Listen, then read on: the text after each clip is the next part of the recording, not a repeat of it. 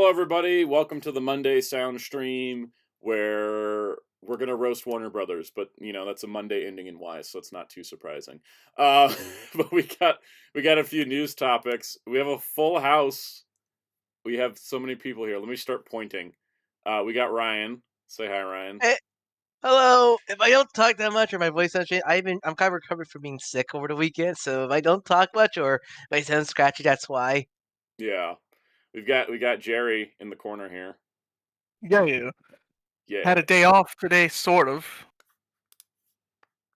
yeah. But by that I mean like I didn't have to do Oh work, but yeah, I had to oh, do yeah, training. I want to say, do you get a snow day over there? I'm assuming. No, no, I had to do like training that like was only for teachers, So you while asked the the kids got a question, day. why am I here? Yep, Yeah. because I'm not a teacher. And then we got Wheels. Say hi, Wheels. Yes, I'm here. I was actually the first one here. He was here I was the before I first was. one here. I didn't even have Discord open when he was here. So credit to Wheels. He's been early twice now, setting a precedent Yeah, for we'll the see new how year. we'll see how that changes once my body rejiggers after falling and getting hurt and other stuff. Yeah. All right. I'll do the rundown of people in our chat since Ryan's voice is dying a little bit. Because poor guy, I don't think been Jerry sick. can see the screen. Let's just run it out. We got 94 Coon, Andreas, Cardback, Dr. Grid, Fonzie, Kaijin54, LPH, Master Ben, MJ Klein, Mr. Tanuki, Muteki T, Spin Dash, SSJ4 Jason, and Zeltrax. And I think that's everybody. There's also Dr. Grid. Did I say Dr. Grid? I don't know. Okay, well, Dr. Grid's also here. Mr. Tanuki's here. Sometimes the participants thing doesn't load up like super quick. But happy Monday, everyone. It's the first stream of the month, so we're gonna do this. I'm gonna press this button, and it'll be like, Isn't this also the first stream of the Members. year, or am I already forgetting? it is the Yes. first stream of the year, yeah. We're gonna gift some memberships because YouTube lets me do that. Here we go. Boom. Ta-da. Da-da-da-da. All right, so I'm just gonna wait for it to like load them all up, and then I'm just gonna like roll up. Master Ben is sending Wheels new legs, so everybody knows. Yeah, finally I'm gonna get new frickin' legs. Finally. All right, so memberships gifted. So I gifted 10 memberships. So we had to, and these are randomly picked by YouTube for anybody curious. Muhammad Faiz, Danielle, Cameron Meter, Stephen Hinojosa, Gokai Gamer, Josh Frisch, Dr. Grid, Doge9789, Isabel Lawrence, John Troutman, and Geek Rage 1337. So there you go, everybody. Enjoy a month of membership benefits. That's at the highest tier, so you get early access, you get special shoutouts and stuff. And if you wish to continue it after your gifted membership is ended, you can do so for the low price of $5 USD a month, which is a fun thing to do. Or there's other tiers available with different perks, which you should check out by hitting the join button down below. And also like the stream for everybody that's here. We really appreciate that. Helps the stream get out to more people. Okay. Now my throat was starting to dry out while saying all that. Yeah, so that's fun. Let's just knock out the last week on the channel bit, because it was pretty eventful, which I didn't expect it to be. So first of all, we have the G.I. Joe comic book compendium video that I was a little concerned that it turned out at 40 minutes, but I was like, nah, there's a lot of stuff in here. It's worth covering. It did insanely well for some reason. That's just cool. Also, now you said all gonna is all hail Cobra, terrorist strikes again. Exactly. God, the top of that box was just messing me up, because I was like, it says How? Cobra, not Shadow. How Yeah, I have was just gonna say, so when you first got it, how much how much exercise did you get for that day when that came in? The shipping box was 28 pounds for just the books, and then there was the bonuses were in a separate shipping box, and that was like 3 pounds. Oh yeah, but I was like, hope you guys enjoy your first Santa card unpacking video in a long time. Yeah, it's true. I hadn't really done. It was mostly because I forgot to open the cards, and then I brought them in It and was put them more on fun. camera, I and mean, I was like, it was a oh, lot more fun. It was a lot more fun you opening for the first time. yeah. It kind of added to the like unboxing nature. I did look it up. Nobody else has done a full review of this set. It's just been like unboxings or live stream unboxings. So that's probably why it did well, because Yeah. people who want to look for a video, they'd rather watch a video than edited video than a live stream and such like that. Welcome, Toma. I almost said welcome, Haro, because Toma came with the Haro. Welcome, Toma. The other thing that's fun about it too is that I also went into the contents of each book, which is helpful for everyone collecting the paperbacks, because now you know what's in the next 3 books. Because that was a little bit of I don't want to say a total mystery from the Kickstarter thing, but like more of like, how is it layered? How is it mapped out? Like what's, not just what's included, but how is it laid out in the book? And so I wanted to go into that. So that was kind of fun as well. Especially discovering they stuck in the bits from G.I. Joe Yearbook 1 into the second volume anyways. So they did good stuff with that. So the paperback I'm kind of hoping they'll solicit the second paperback. It's been kind of quiet on that front, but yeah, They will. I'm sure They they will. will. It's just, I think they're probably a little, I'll be honest, I think this backed up Skybound's printers, because I noticed a lot of delays for their other books as well. That's probably the case. But hey, look, Skybound and Image are like the only company that actually release their trades as soon as the arc ends. There's some, I don't know why Marvel DC, such a DC guy, hate that with Oh, DC. you think DC's bad? You haven't met Dynamite Comics. Oh yeah, they're the ultimate. They fail. Yeah, because the thing is, Gargoyles just wrapped up its 27th issue, and in trade you can only get the first 6. The rest of it keeps getting pushed and pushed and pushed and pushed and pushed, and I'm like, how is it taking this long to put out like volumes of an ongoing series? Thundercats, they already got 2 volumes out, basically, but for some reason Gargoyles, they cannot just land a release date. And there's also like 3 Elvira volumes that got backed up as well, that I'm like, so when are those coming out? Because every time I think they're coming out, and I go check like bookshops, and I'm like, so where is it? And then I look online, it's like, oh, it's been pushed by 3 more months. I don't think G.I. Joe fans don't read. It's just they don't make they don't make edited videos a lot of time like Soundout does. I think it's the case. And also because like the guys that usually do collected edition coverage stuff, they haven't gotten theirs yet, because that's another factor. These things are taking a while to ship because they're 28 pounds a box set. And they also certain holidays. There's also the issue that I noticed is that like I've watched a lot of guys do books like for like, oh, I got this new omnibus, or I got this, and the weird part about them are they always seem afraid to go into, like, I haven't watched down its full details of the book, but like I'm assuming Soundout put in more detail than most guys do when they're just like, and here's some pictures. These are some really nice artworks that I personally like from these pages here. Like I'll see people. I think because they're like afraid that they're gonna get copy struck or something. I think it's more because they already read a lot of the stuff in the book, so instead of going of like go by because they already know what's in it, so they don't need to like open the book and showcase like sound. They're just gonna do a quick like oh, here's what's in this series, here's what issues in this collection, and blah blah blah and so on and such. Also, because with Omnis, especially I know because I think since it does, especially if it's a big Omni, they need to do, because you can't just open Omnis right away. You need to make sure you open them correctly, or else you get ruined the book. So they don't want to do that. Especially if they're filming multiple videos the same day. I think they dare not take the time to do that for every single Omni they had to do a video for. I think that's the case. Welcome, Spiderus Prime. Yeah, it's also why I wanted to kind of also part of it with this video is I kind of, since I've read all of it, I was like, I kind of want to explain what Special Missions is. I kind of want to explain what the yearbook is. And that was kind of like what my focus was like, let me flip through, and also, but like, here's how they put in, like, here's where they put Special Missions. Here's where they did this. Welcome, Jamie's World. And so, that's the kind of detail I wanted to go for, and I think it turned out pretty good. It was just long it was like it was the first week of the year, and I was like, let's just do some long videos. Welcome, Hellfire. And that's where the Blu-ray haul came in, where I mean, this one. I mean, I always happy to see the Blu-ray hauls do very well. Your comments, especially for that video, is just kind of wholesome to see, especially. There was a lot of good comments. A couple corrections. I left a pinned comment of corrections because I did mess up a couple details. So that was kind of nice to have. Something I'll continue to do.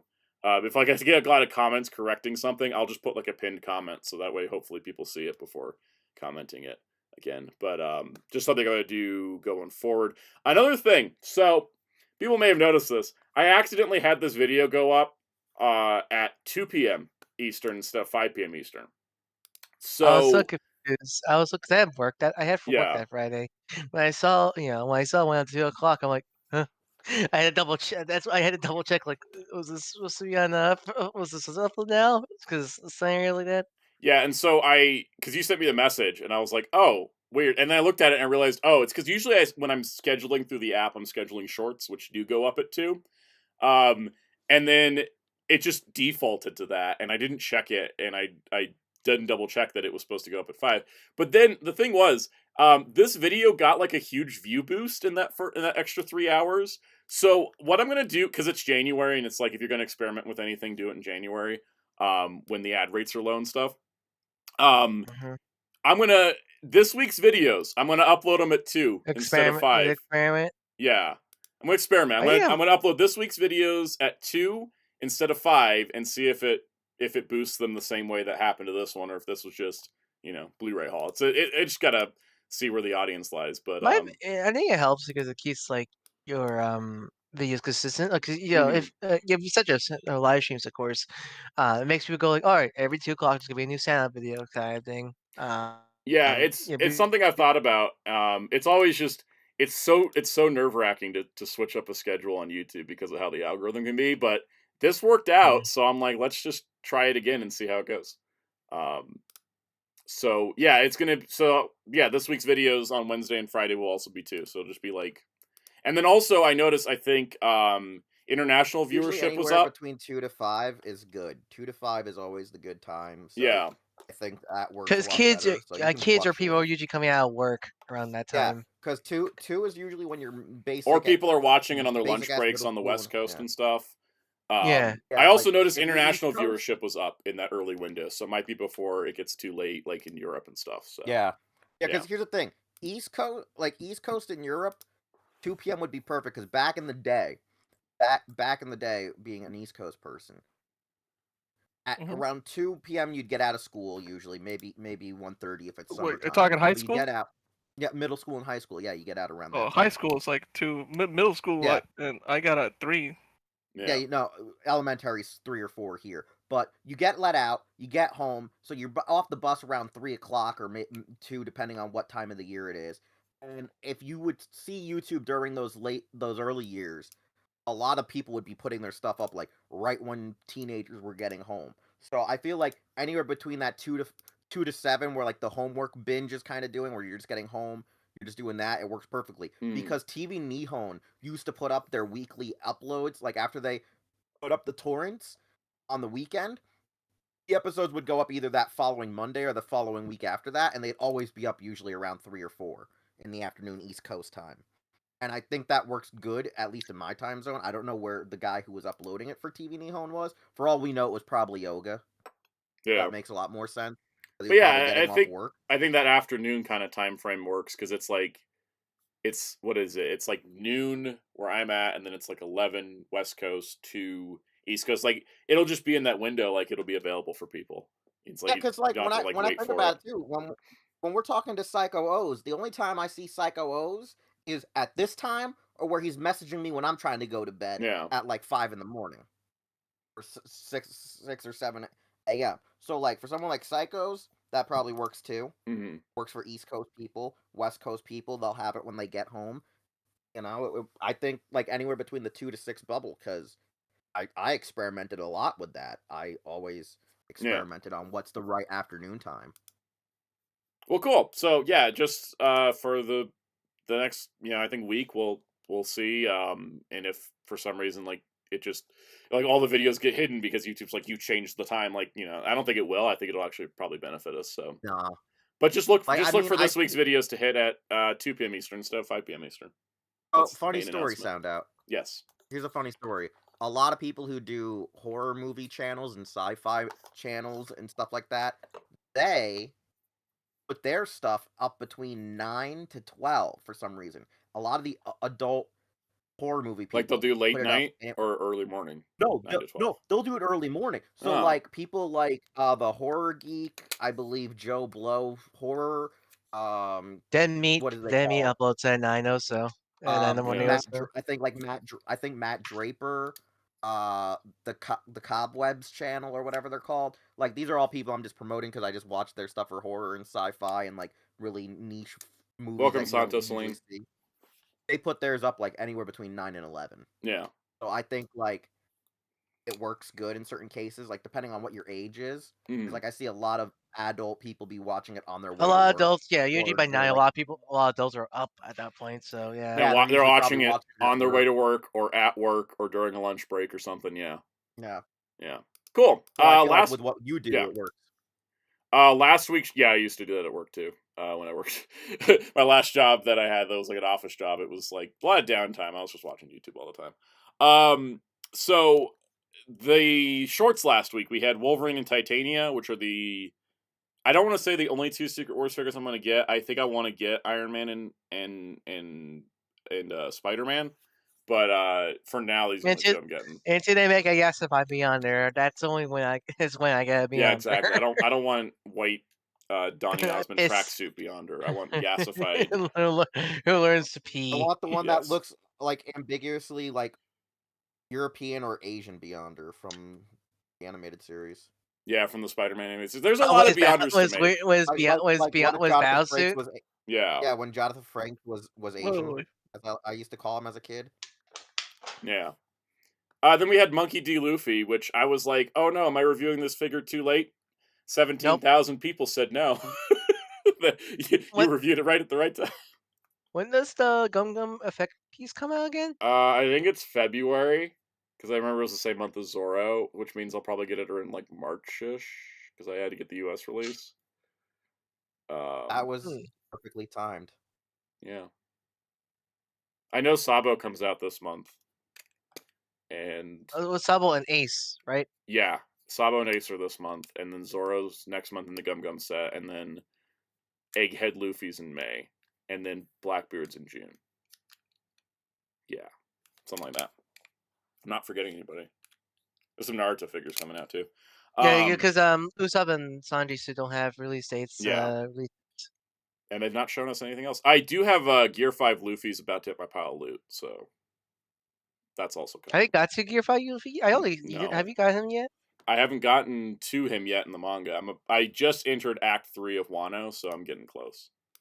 I got 100 chapters left of Wano. Hooray. What do you think of it so far? It's fun. I like it. It kind of feels like, I think the first 2 acts of Wano, like the first act of Wano was like, let's build up to what's going to happen. The second act is like, now we're going to get towards the raid, and then like the third act is going to be like the raid on Kaido and stuff.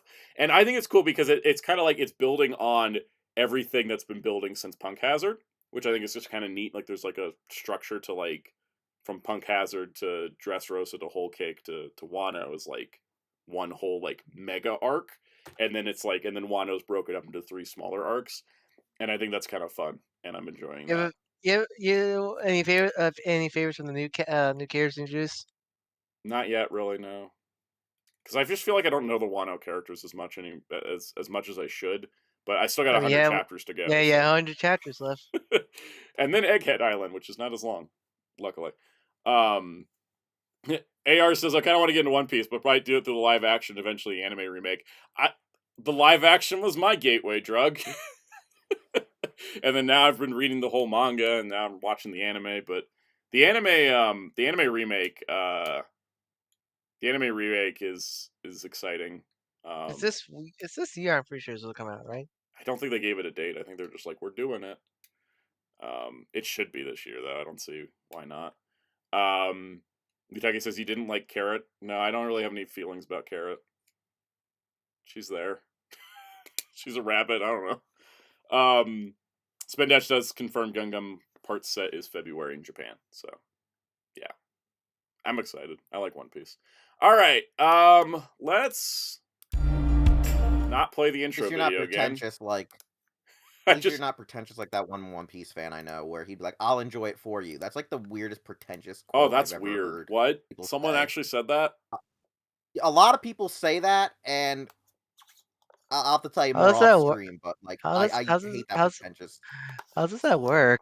I don't. No, they just try to say it. they just try to say it to sound smart and smug, but it makes them sound like a pretentious idiot. Yeah. It sounds very gatekeepy. Blu-ray news. Look, Discotek's doing a stream. I don't know how to transition out of that. My brain's a little racked, so let's just keep going. It's like, Discotek's got a stream in 2 weeks at 9 p.m. Eastern. So. Oh no. Yeah. Oh no, that means we're streaming it. Wallet. Okay, Discotek stream at 9. Wallet burning at 8, just to get prepped ahead of time. Like, it's just ceremonially just burn wallets because, like, what do we need money for? Yeah, no, like, yeah, like, Soundout, you need to just show up with us and not watch with your folks, because no, but I like watching with my folks. No, to bring them with us, and they're watching it with us. We're gonna have them all react to hearing us freaking out, going, "Let's go." I mean, it'd be fun. It'd be fun. I'll probably do that. Oh man, can't wait for Spaghetti Linguini Space Linguini to. Yeah, I mean, like Sentai Filmworks already took Galleon. They already took Galleon from us, so like you won't see me and Jerry get that hype unless they're like Street Fighter 2V, and we're like, all right. Yeah, it's funny because like there's still stuff I want for sure. Them to make, but like they've knocked off a lot of my wish list lately. Has Discotek done the Street Fighter 2 cartoon yet? No. No, they no wait, no, they have. No, they did the DVD for the American cartoon, yeah. But they haven't done a Blu-ray yet. Or an SD. It probably would be an SD Blu-ray. So I think the same with the Mega Man cartoons. That's the only DVD, I'm pretty sure. Yeah. Street Fighter 2V would be good though. That's my favorite because I don't know why, but Capcom decided to upload the Ruby Series Mega Man cartoon out of nowhere in Amazon Japan, and the Japanese fandom has been memeing on it. I love it. I've been telling Soundout about how like the Japanese love it so much, and they didn't know that the show was shorter than it was. So when they saw the actual episode count, they were like, wait, why isn't it like 65 plus episodes? Where's the rest of the show? And I'm like, oh my god, yes, Jada Toys is gonna be forced to finally make Ruby Spears toys. I don't even think they have to be forced. I think they just have to be told, yes, you can. I think for me, like, I guess, if we're doing like, I think obviously there's going to be at least a Toku announcement. Either if it's just it could just be Kikaider's date and nothing else. There's probably something else. They know we hungry. I imagine there's got to be some kind of Digimon announcement. They caught up. Well, we know they got most of the Metal Heroes. Yeah, but I was gonna say with the Digimon, they've caught up.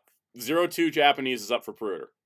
They haven't announced any further Digimon, so I'm kind of thinking they'll probably tease something. Yeah, probably Tamers. Be like, here's Tamers. They want to be the biggest dreamer. Yeah. I think also there'll probably be some more mecha stuff as usual. I think it's gonna, I'm hoping again, Space Zucchini. Dagwan would be great. I really well, realistically, it would probably be X Kaiser because that has already the HD remastered already. That's true. Yeah, Dagwan doesn't have a Blu-ray yet, right? But it did. No, it does. Did it? Dagwan does. I thought all of them do. Not all of them. It's just I think it was X Kaiser, Dagwan, and Gal Geiger are the only 3 that have Blu-rays.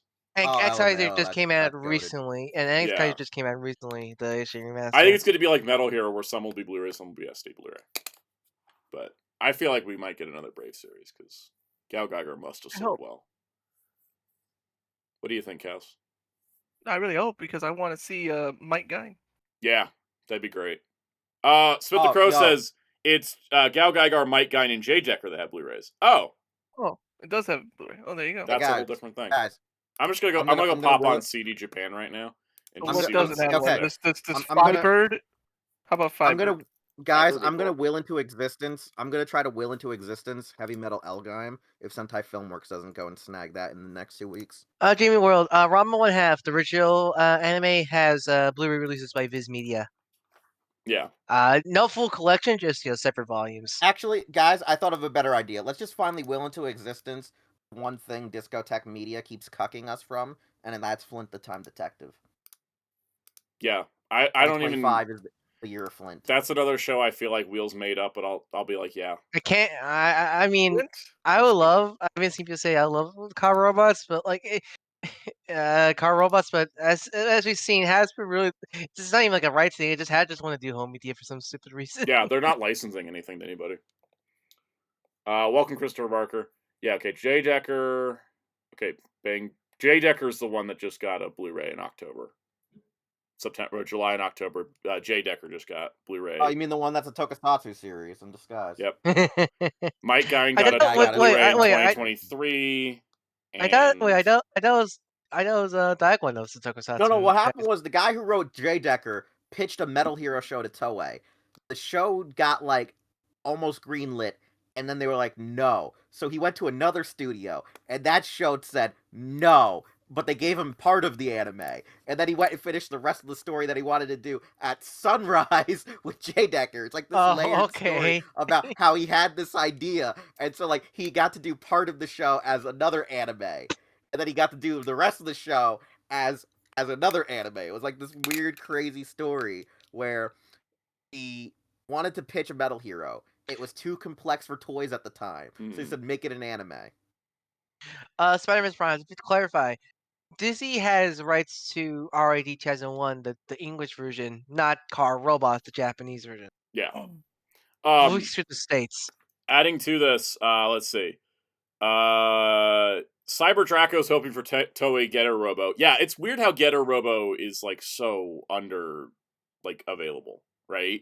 Same with Grendizer. Mm-hmm. I think Grandizer's the one I'm wanting the most right now because it's just weird that we have basically every other Mazinger thing except for Grendizer.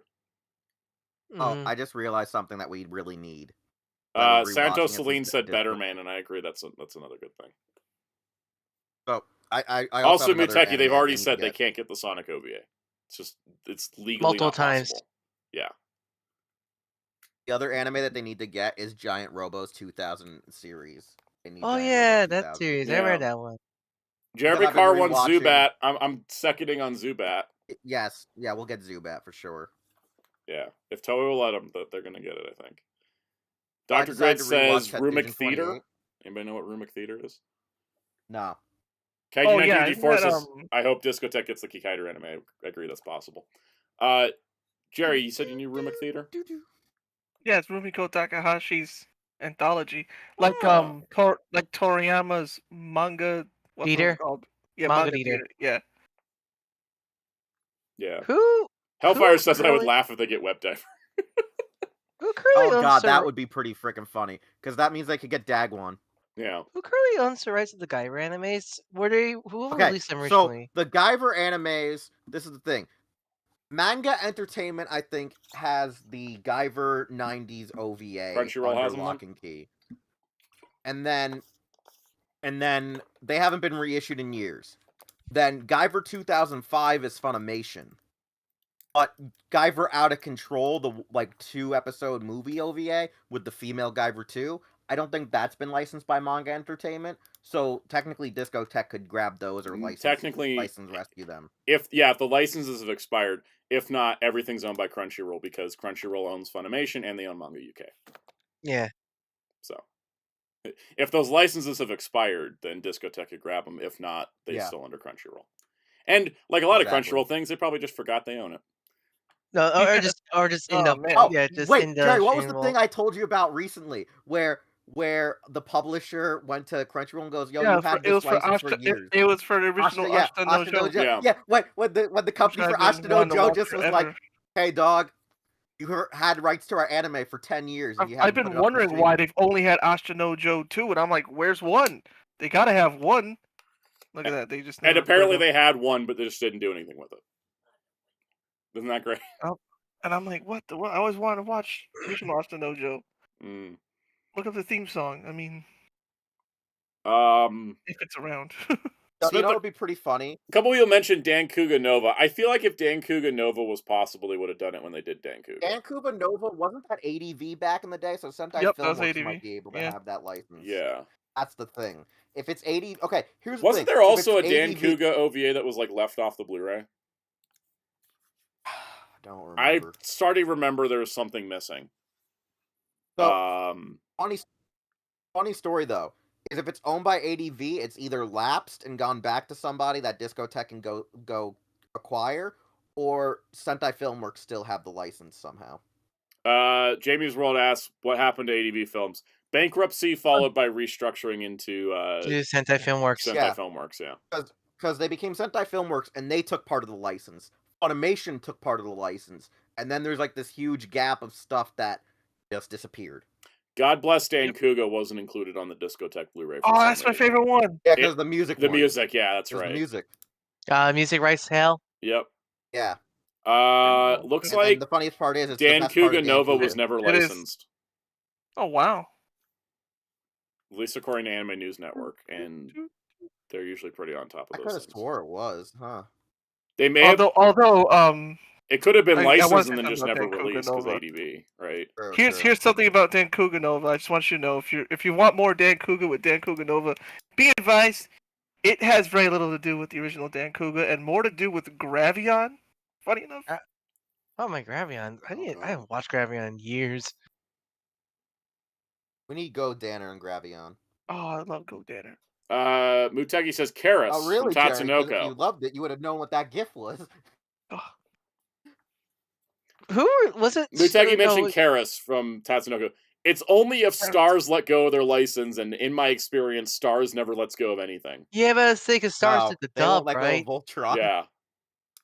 Well, I thought Voltron was DreamWorks now. It is. Oh, they have the streaming rights to Voltron. Oh, okay. Yeah, they do. And Stars Stars is able to strong-arm Disney, Paramount, Sony, Universal, and make them their bitches. Like, Stars don't give up for anybody. I don't know what power they have. Oh, actually, speaking of Disney, because I actually forgot to ask about this when we were covering the Blu-ray stuff. I'm surprised Disney let Criterion make a thing for Wall-E. I thought because it feels like Disney would just handhold like, no, only we can do our own. Yeah, no, releases. They were like that. The only reason they did it is because Criterion went to them and asked. Oh, okay. And Criterion's been around long enough that they have like a prestige to them. Okay. Yeah. They're gonna tell you no and then talk about House with Bill Hader. Yeah. Exactly. Bill Hader. But no, the thing is, like, Criterion has enough prestige that they could be like, we want Wall-E in the Criterion collection, and Disney be like, okay, fine, here you go. Because like all the bonus features from like the DVD set are like on that Blu-ray set. It's like all the stuff from Disney stuff is on that Criterion release. It's crazy. Okay. Oh, I was when I first saw that in your video, I was like, what? This like they got the Disney Jerry. phone? Yeah. Discotek releasing Zenki would be great. Oh man, it'd be nice to finally get that and go Kiva. Yes. Muteki says, can they do Garo? As far as I know, Sentai Filmworks' license is lapsed. So. Oh, Jerry, I just thought of something. What about the Lensman series? Oh my goodness! You want to see me cry? Joy, tears. Then get Lens. Oh my goodness! Yeah, Jerry, if you're about to say Wheels, why were you so quick for it? I go, I missed the Shenmue one. Remember, I was asleep. I wasn't there for the Shenmue one. Well, yeah, because the Garo stuff is completely out right now, right? For Sentai. Far as I know, it's all gone off High Dive. The discs aren't in print anymore. I think that their license is up. Guys, we have the craziest thing we could do right now. Put all of our money together and we take. We have the craziest because I'm really curious because the Garo like TMS or something who basically opened a Garo TSA opened a Garo Globo Twitter account, and I don't know because it feels like they really wanted to try to make Garo Global like Ultraman because essentially since they opened a specific Twitter account for international, because there already was a Garo Twitter account, but this was called it was Project like an international Global. specific one, yeah. Yeah, so I don't know like how serious TSFC really wants to make Garo international, but I think licensing out the Discotek I think is a nice plus four because I didn't know because like I said, we take it. We'll take it. Because I didn't know. I didn't realize. Didn't know the HD is apparently because I heard the specifically say Garo HD. And I'm like, wait, Garo HD, that's a separate thing. Until I learned, oh yeah, that is slightly because I think they just touch up the CG models or re-rendered them to be HD. Yeah, they re-rendered all the CG models for the original series to make it an HD show. It was really impressive, honestly. Yeah, because that's because the ones on the Kraken I think just were digital broadcasts. No, they were the HD version. Okay, I just didn't know because they basically. I was confused when I first heard of it. Yeah, the Kraken one was at least the HD version. Yeah, because the Revo. Yes. Yeah. If Crunchyroll had Ashitano Joe hidden in their catalog, what else do they actually have hidden? Oh, probably a lot. That's the thing. I'm sitting here like, oh god, does that mean they have Otoko Juku? Oh god, boy. no. Oh man. Couple more things here. Welcome, Commander 64. Jeremy Carr said Mirai Ninja 4K. I would really like Mirai Ninja to get handled by Media Blasters because they've been such dedicated. They've been so dedicated to getting Kei Tamamiya's films released I consistently. need to get the other one, the Over the Moon something that he made before. God, the Garo. 8-episode series. Something like it was called, the Over the Moon. The Tenkoku something or other. Yeah, no, he did like a crazy 8-episode series. Is that the one? Okay, if you're talking about the one with the mecha with the watermelon or whatever, that was actually previously released here, I believe, from Media Blasters back in the day. I just never got it. I think they also did Mirai Ninja before too. I think. Yeah, I think it's one of those... but there was another one. Yeah, oh yeah, I mean, Tenkoki Mikazuki it's like Smith the Crow mentioned the name. With Garo, it could be your Discotek or Media Blaster. Either or, I think, will be fine. Yeah. Having license. Yeah, because that's kind of what I want to see is because if it's Kei Tamamiya's films, I do want Media Blasters to do it because they've been doing such a good job with it, and they clearly have connections to get the man for a full interview for that Kamen Rider set. So I'd want them to kind of handle that. But yeah, no, Discotek. Someone mentioned it's their big 20th anniversary, so maybe we'll see some big announcement. I'm hoping, even though I don't know if it's going to happen, but I'm hoping for Lupin Part 2 on Blu-ray. I know that's a huge undertaking. That's Pink Jacket, right? Green Jacket. Green Jacket. Okay. Guys, no, what they're going to do is for Red Jacket. Sorry, Green was Part 1, Red was Part 2. Part 2 is the iconic Lupin anime.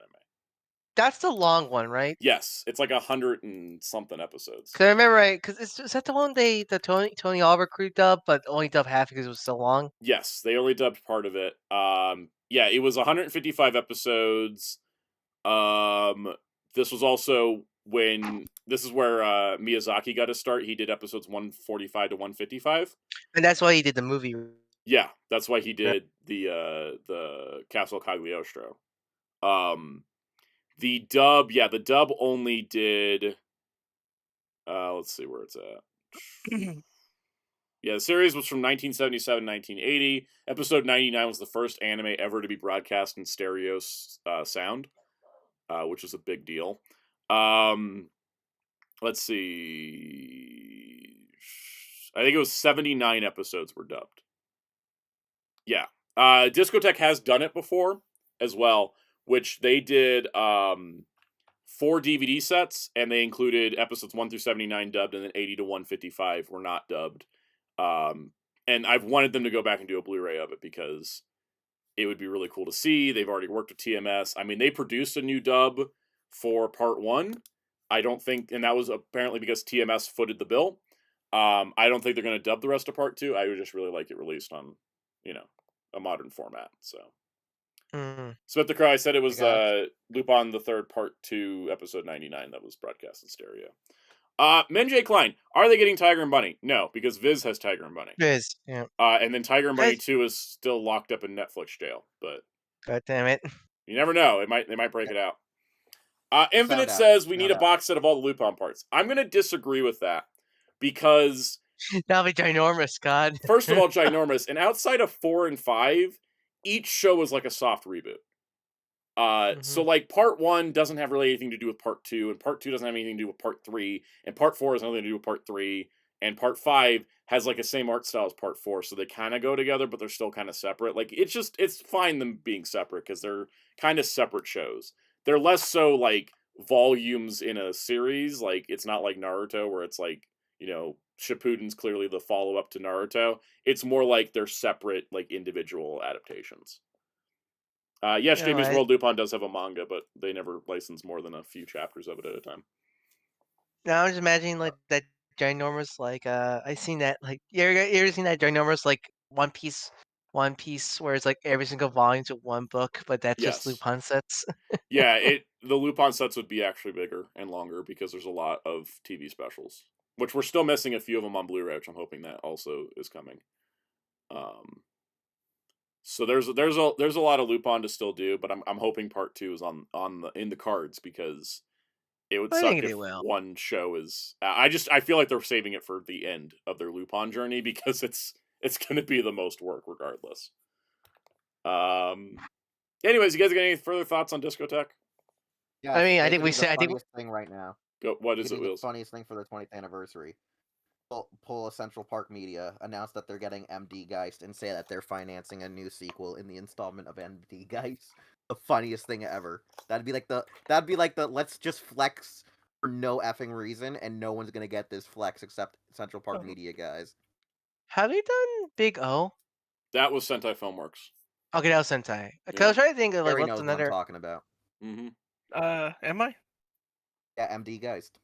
Oh Let me yeah. just put all my money. Yeah. into This Central Park Media killing itself over it wanted to push MD Geist for SummerSlam Yeah.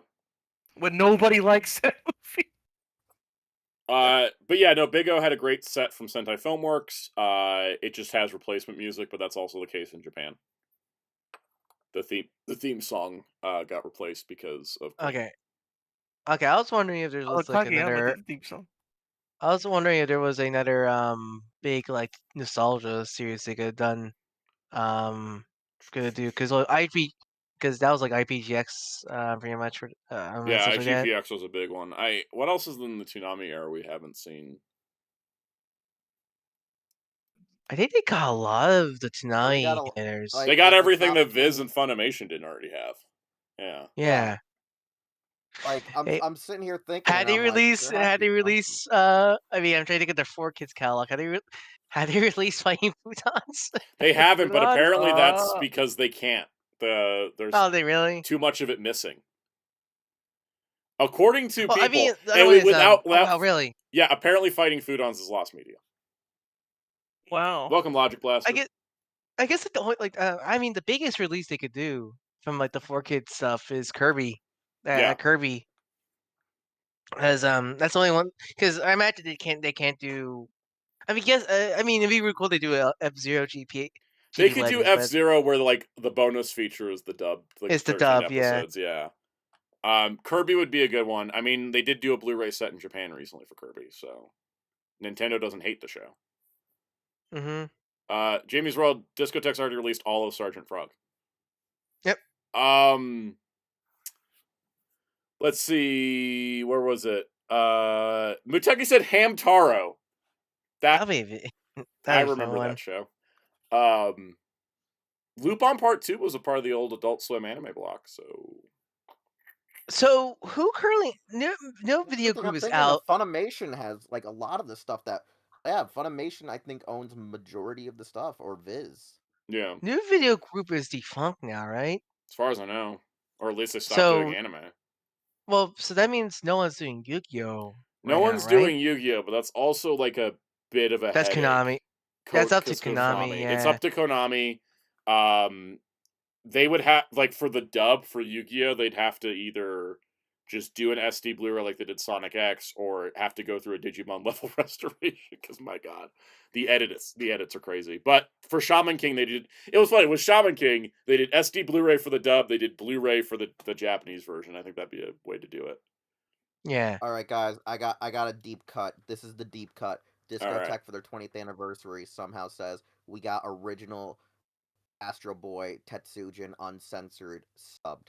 Like the black and whites? The black and whites Yes. were just that'd be really cool, honestly. That would be cool. Has anyone touched the 2005 like any of the Astro Boy stuff? The 2000 show did get released by Mill Creek. Okay. Which I don't know the quality on that because it's Mill Creek. It's a real toss up. Yeah. I know Speed Race. The original Speed Racer was Funimation / Crunchy. Yep. I'm curious if the Discotek can get the the other offshoots like what Speed Racer X and stuff like that. Almost all of them got released by Funimation only in the box set, and then never got a single. So. Oh really? So like there's other anime that we're forgetting that. Yeah, no, definitely. It's a giant like rabbit hole. We can. Yeah, Wally Sider said Shaman King has a subs Blu-ray. Yeah, it does. It's a full HD Blu-ray of the original Shaman King anime in Japanese, and it does contain the 6 uncut dub episodes that were released back in the day as a bonus feature. You should do a video like hey, do you know that these childhood animes are now re-released again in Blu-ray? Yeah, I could do something like that. Okay, so the Astro Boy 2000 set is just the dub, and no I figured. Japanese version, which is understandable. Yeah. Anyways, What if we got Weed and Commodore Geen? 64 says, "Is Discotek able to redub Yu-Gi-Oh?" Oh my No, God. No. too many Weed, episodes. What if we got Weed and Geen? Oh, The dogs. that'd be How great. many episodes did they do of the uncut Yu-Gi-Oh? 9. Like 8. 9? Yeah, I 9. figured. Yeah, it was 3-episode volumes. I have them. they're I have wild. them too. And the reason why those sets, the reason why the uncut Yu-Gi-Oh and the uncut Shaman King sets were made was because they saw fan complaints online about the dubs, so they produced them and then they put them out there and then they didn't sell and they're like, well, we're gonna stop making those because that was expensive. Yep, geez, I wonder what. Yeah. Oh, $2 for Master Ben. Did you ever finish the Zodia? I have all the cards, yeah. Or are you talking the model kit? Did you get the model kit? I didn't get the model kit. I'm not buying the Yes, Yu-Gi-Oh kits unless they're 5Ds. I had to stick to just 5Ds. I have too many gigantic Digimon to find places for. Like I would buy model kits if they were like the combiner Yu-Gi-Oh like machine cards. Oh, or, like the XYZ Warriors. Dragon. Yeah, or like Magnet Warriors. I would buy those. Infinite says Discotek could do season 0 if Toei is willing. Has that shit even got a modern release? Sorry, I got what? Have season 0, the original Yu-Gi-Oh anime. Did they ever even got a modern release? No, they've only just done a DVD. I don't think so. Yes, I don't think that's out of the cards. Yeah, it's owned by Toei. Property's owned by Konami. Show was bankrolled by Bandai. Yeah, so that's some legal headache right there. Yep. Also, Konami may be like, this is so off-brand for us, we don't want it out there again. Hellfire says Wild Toss for Discotek Precure. They have done Magical Girls, but they do say the sales are kind of rough on Magical Girls. Well, also Precure's a headache. Sailor Moon, you pretty much suck over here. Well, here's the thing with Precure, also you had to deal with Toei. Yep. Yeah. They deal with Toei for the Toku stuff. I don't know how far. Like sometimes people just don't want to deal with Toei. Like, and I get that. Yeah.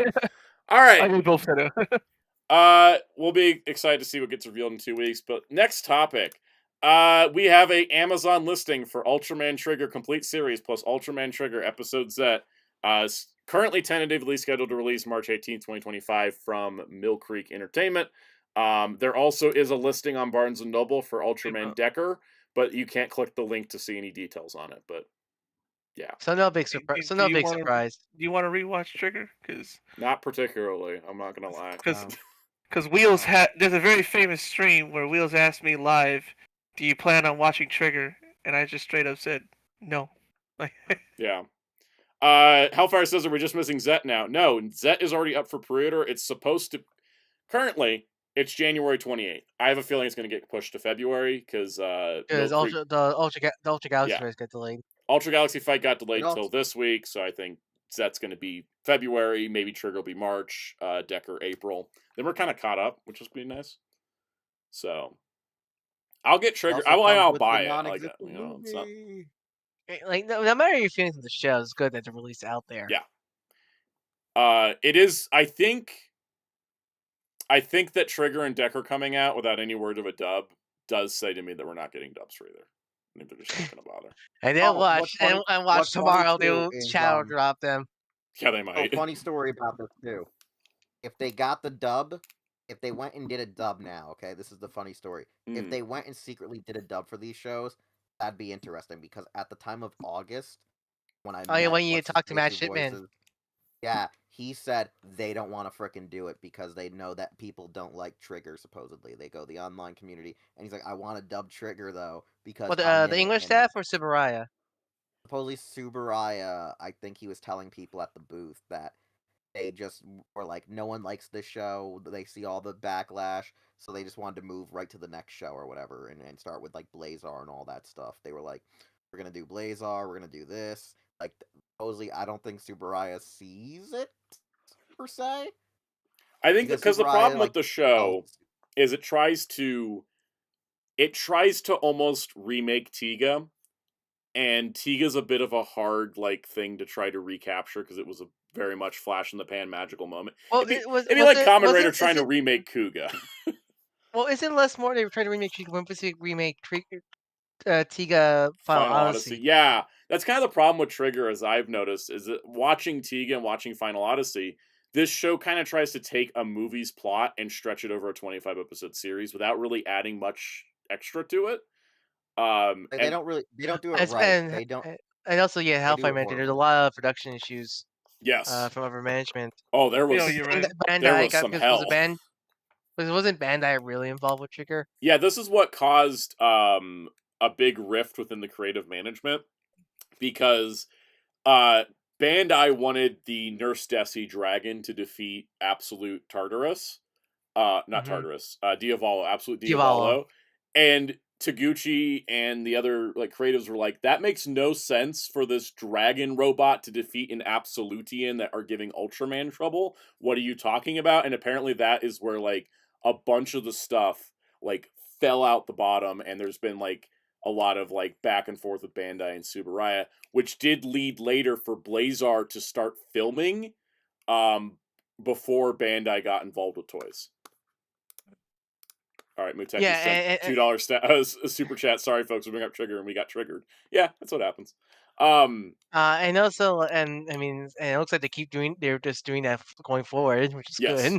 Because because it was even said, I think, in a production blog that Bandai came to Taguchi for Blazar and was like, here's the toys we want you to promote this season. And he handed them back a note saying, here's the show we already are filming.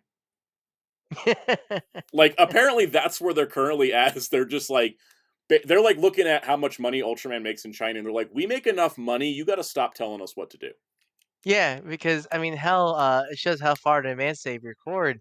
When Zangief reappeared in Arc, they didn't the episodes the Zangief episode in Blizzard wasn't even aired yet, so they didn't know how popular it was going to be.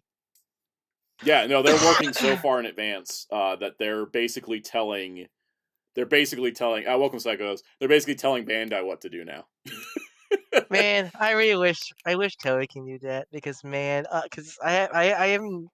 I've seen clips. I have a feeling Toei's starting to do that, because the way that Kamen Rider Gav does toy stuff is not welcome Legendary Magic Turtle. Well, unless we're talking about less toys but more production, because I seen a clip of recent Blue Moonjir with Gokayo and the clip of the newest Gav clip with the new writer, which I hate the design. God, the CG's horrendous. The CG's always going to be horrendous on a Toei show because they don't put any money into it. I know, but Gav is filming 25 episodes in advance. That's good to hear. I think the craziest thing ever about Gav and stuff is learning from somebody that can't be named about how it's literally the same studio, but they just don't put in the amount. It's the same VFX studio, yeah. For everything I've heard, it's the same VFX studio, but Tsuburaya gives them more money and more time.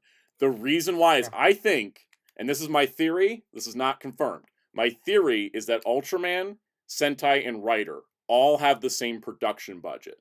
But with Ultraman, it's being spread over 25 episodes versus Rider and Sentai, where it's being spread over 50. Mm-hmm. Infinite, they may not have had the Gokayo physical suit. Yeah, I was confused. I haven't seen the episode yet, so I don't know for sure. I was so confused, because in the fight it was a CG model. I was so confused, what happened to the suit? The suit may be dead, because mecha suits are made out of foam rubber. They don't always last. It was weird when Ingeno's chest showed up. They used stock footage for Ingeno, and then they used the CG model for Gokayo. But then Tokyuger, they had Tokyo's suit still. So because I guess that's fresher. I guess that's why. Hellfire says the rumor has it that auditions for the next writer show is this month and full production starts next month. Yeah, they're starting to work ahead. I just think they just don't have enough money to really cover doing. But they may also start learning how to be more frugal with the CG. How much involvement? So here's the question for a writer: how much involvement is Bandai's in the design? Because from what I understand, Bandai designs the toy line, hands it to the show producers, and says, "Now put this in the show." Because there was a big kerfuffle with Gen Orobochi writing Kamen Rider Gaim, where he did not want Kamen Rider Zangetsu to debut until he was going to be Shin Zangetsu. He wanted to build up Takatora becoming a writer, but Bandai said, no, he has to be a writer because we designed him as part of this toy line. And that's why he only shows up 2 or 3 times as Zangetsu, is to fulfill the requirement of selling the Melon Lock seed.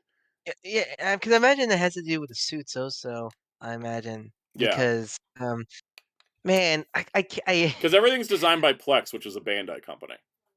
Yeah, because man, the Gav, because I think Gav's suit, I think his design's fine. I hate the new one. What's his name? The pudding dude. I don't know. I hate. I haven't seen anything of him. The pudding dude's design is. God, I hate it. It's people like I don't want to bring up this whole thing about Power Rangers, the whole Cosmic Fury, blah blah blah, again, suit designs again. But like, God, like, Were people talking about Cosmic Fury again? Yeah, it's so Do stupid. people not know how to move on with life? I know, right? No, because the Japanese fans just got a hold of Cosmic Fury. Yeah, I don't know. I don't know why. Okay. But it got to this point where it got out. But still, like, it got to. I go like, you don't like the Cosmic Fury suit. That's totally fine. It's not everybody's take, but like, you can't seriously tell me you show me the newest pudding rider suit from Gav and tell me that's infinitely better. Because oh no, man, having the spoon and extend like essentially what I keep hearing about Gav's story is really dark. How am I supposed to have these goofy ass looking suits with food and candy match with this dark plot? It's like it's such a disconnect, It's a man. disconnect. Yeah, it is. I can't. It's the same disconnect that It's what show was it? My problem with the Boom Boom suits also. And my Boom Boom is at least a more lighthearted show. Boom Boom is not a dark show. Yeah, so at least I know they this. Ryan, this. Ryan, don't worry. I'm gonna say it right now on Soundout stream here, so no one has to like attack you for possibly having a hot take. All right, guys. I'm gonna say this right now. I mean, we are Hot Take Central, so. Yeah, no, I was gonna say it on Twitter originally. Everyone says the Cosmic Fury suits are bad. They're all right, and they're okay. I don't fully love them, don't fully hate them. Yeah, no, same. You're gonna tell me that they're unimaginative, freaking pieces of crap when Battle Fever J still exists. Yeah, Miss America. Goggle 5. Hell, like hell Battle again. Fever J. Again, I don't like the Boom Boom suits even to this day. The only time I like the Boom Boomer suits is when they put those jackets on. Yeah, the jackets add a lot, but those helmets are so hideous. They're just ugly to me. I think. But I think the thing is the big discourse. I like Tokyuger, and those suits are bad. No, the Tokyuger suits are awful. Oh my god. No.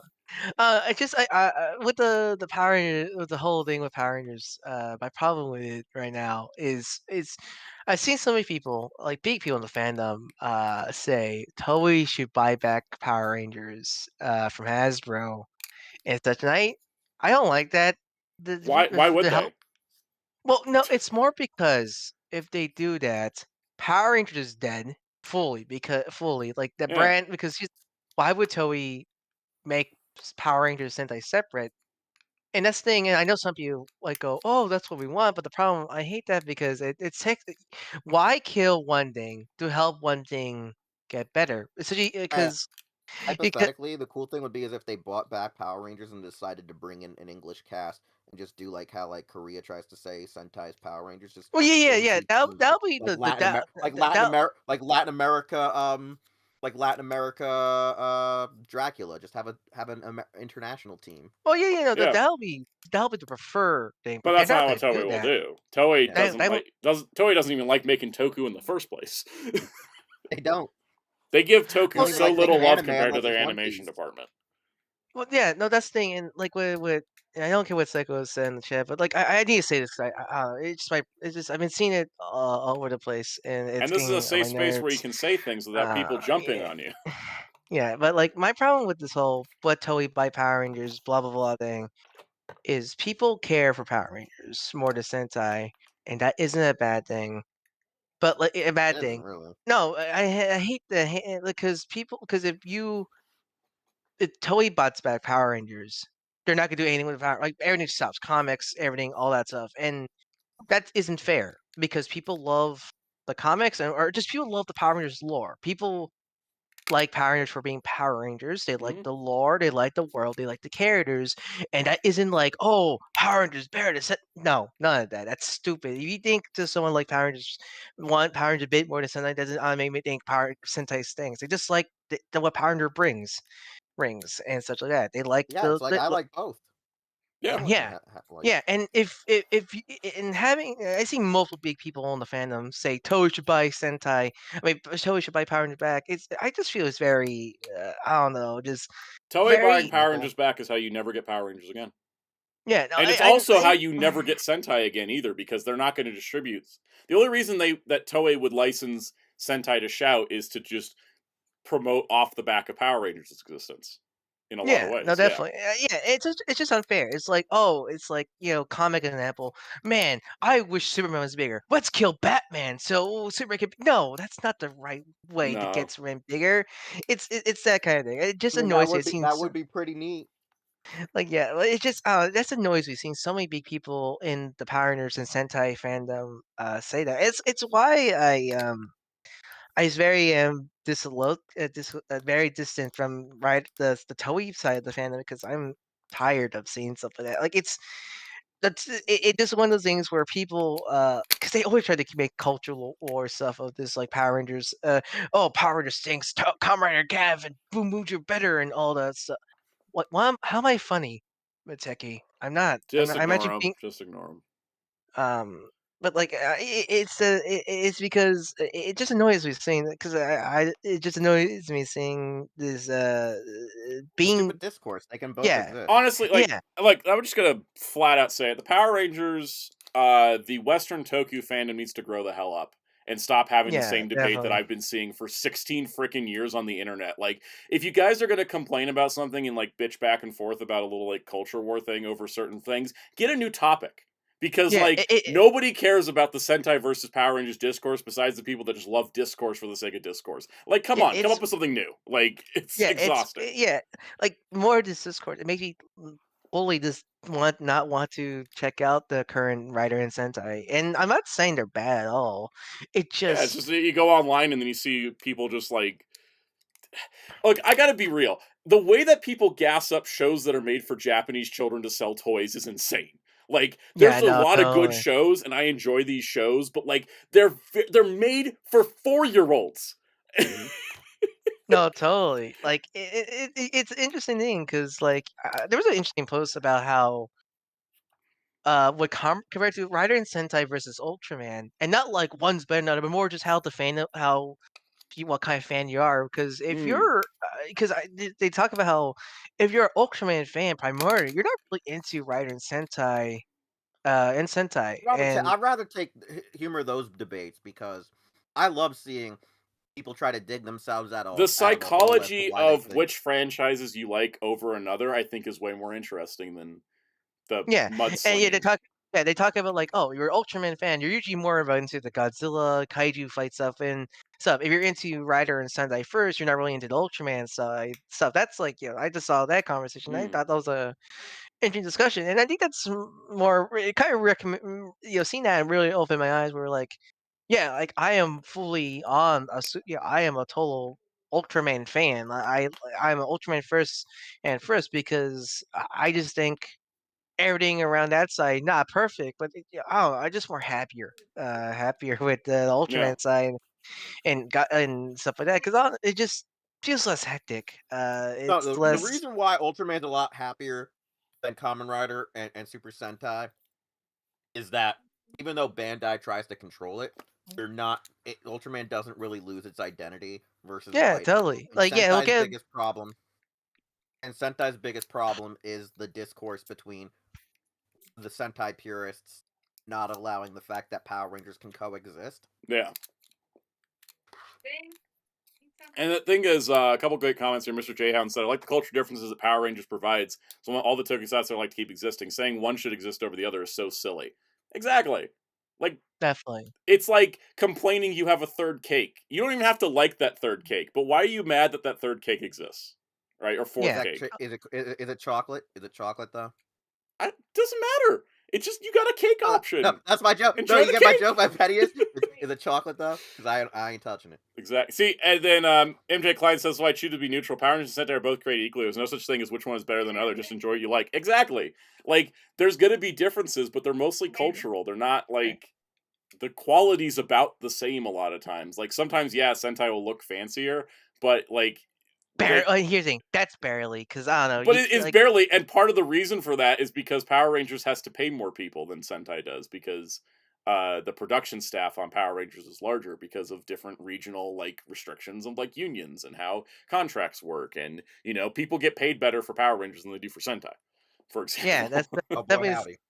because Yeah. if you really want to face value it, Cosmic Furies has the same amount of budget and time and effort as normal Toei Sentai. Mm-hmm.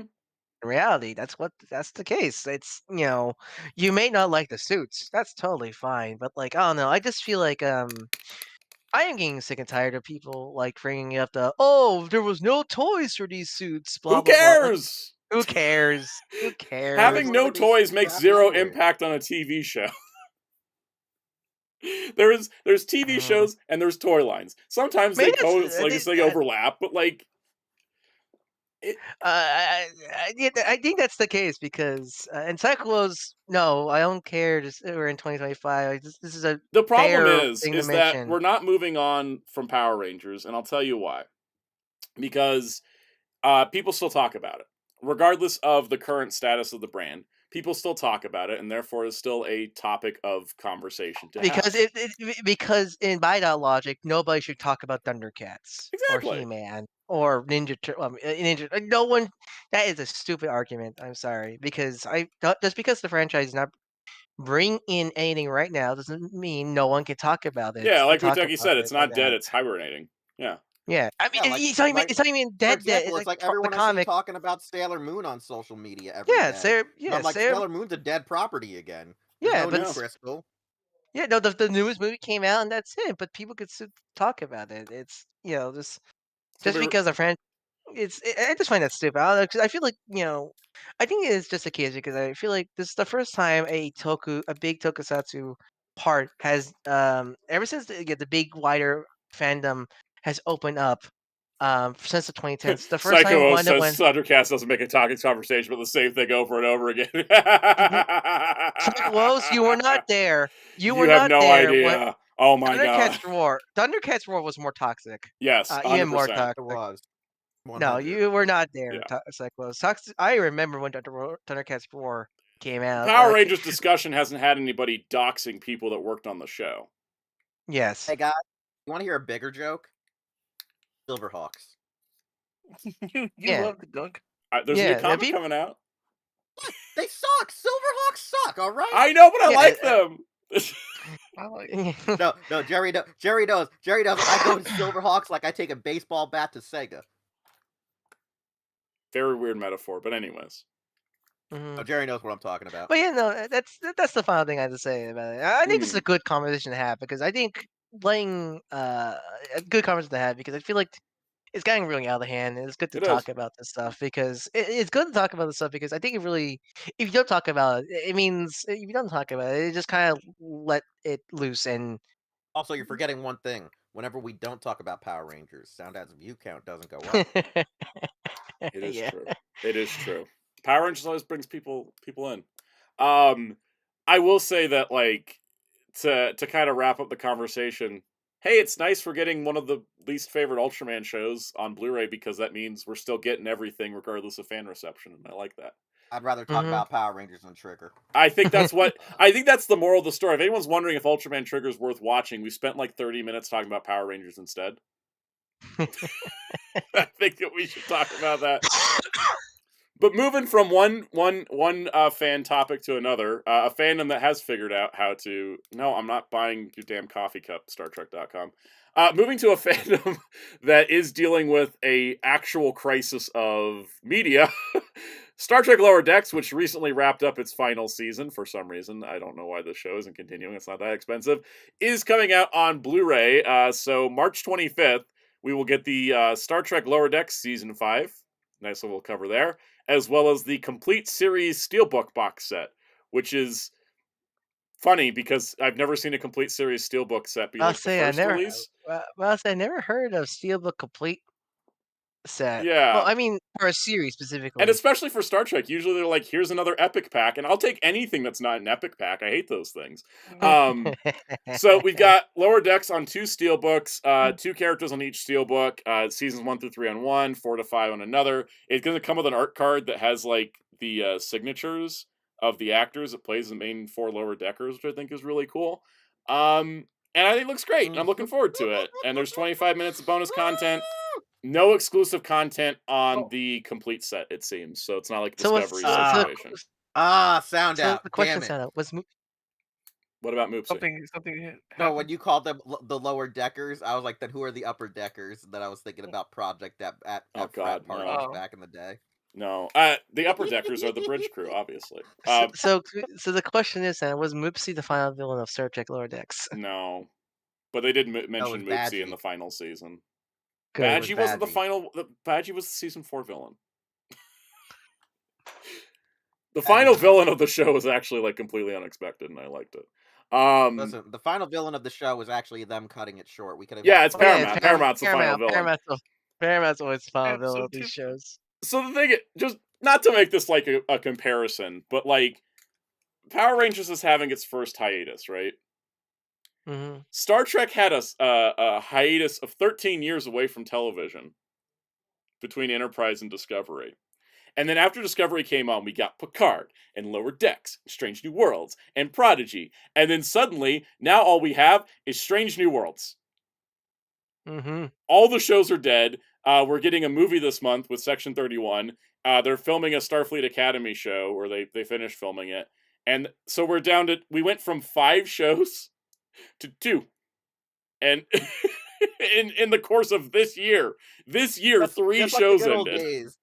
It's like the good old days when TNG ended and all you had was Deep Space Nine and Voyager. And then you had like the tail end. And then DS9 ended and then all you had was Voyager. And then Voyager ended and then you got Enterprise. And then that died quick. And then you had nothing for years until you got a movie.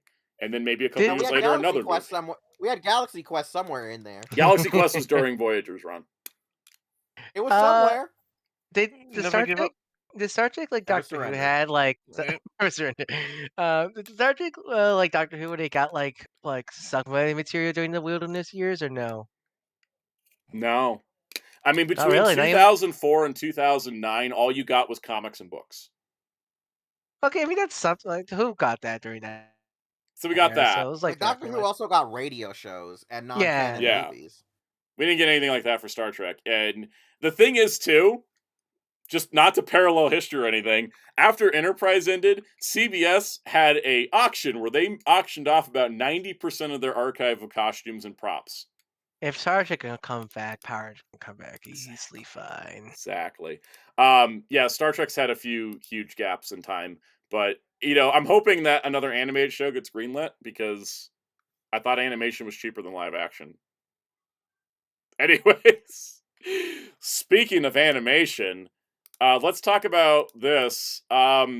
So, where should we start with this? So, over the last few months, more and more Cartoon Network shows have been removed from the streaming service formerly known as HBO Max, which includes not just these that just got removed, but Amazing World of Gumball, Chowder, Ed, Edd and Eddy, Grim Adventures of Billy and Mandy, The Looney Tunes Show, Regular Show, Steven Universe, the first 7 seasons of Teen Titans Go, and We Bare Bears. Now, some of these shows are on Hulu, and some of these shows are on other services, but not all of them.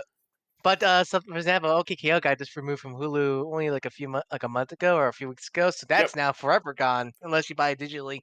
Exactly. Or go the way of Luffy.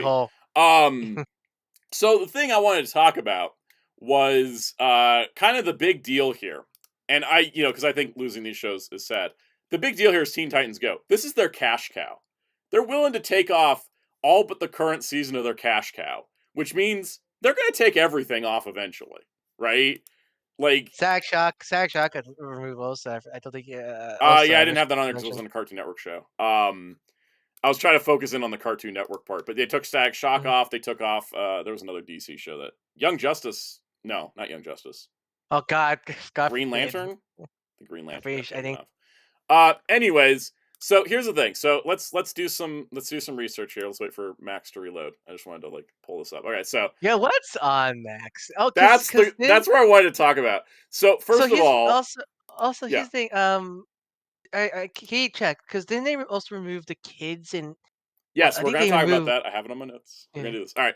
First things first. So Teen Titans Go. You can watch episodes 2 through 38 of season 8. You can't watch the first episode of season 8 for some reason. Why? Don't know why. But you can only watch season 8 up to the most recent episode. Then On Hulu, you can watch seasons 1 through 7, as well as season 8, with all the episodes up to I think it's around 26. The problem with the breakdown is that on Max, the Teen Titans Go episodes are done by episode. So if it was a single segment episode, it's just a single segment. Like Looking for Love is 12 minutes. That's a single segment, but Teen Titans Action was a dual length, so it's there as one episode still. So like it's a little bit laid out differently, and the order is completely different between Hulu and Max because freaking I don't know. But so there's only part of the season 8 on Hulu, but you can watch the entire show otherwise. Whereas with Max, you're down to just the most recent season. So then I thought, well, let's go take a look at what the Cartoon Network tab looks like. And, well, after it reloads here, there is a total of, let's see. Here is every show on HBO Max for Cartoon Network. Adventure Time Distant Lands, Fiona and Cake, Apple and Onion, Craig Before the Creek, Craig of the Creek, Lampet, Teen Titans Go Season 8, Powerpuff Girls, Total Drama Island, Total Drama Rama, A Very Special, That's Quite Special, Villainous, and We Baby Bears. That's barely anything. That's what? A 12th of the library?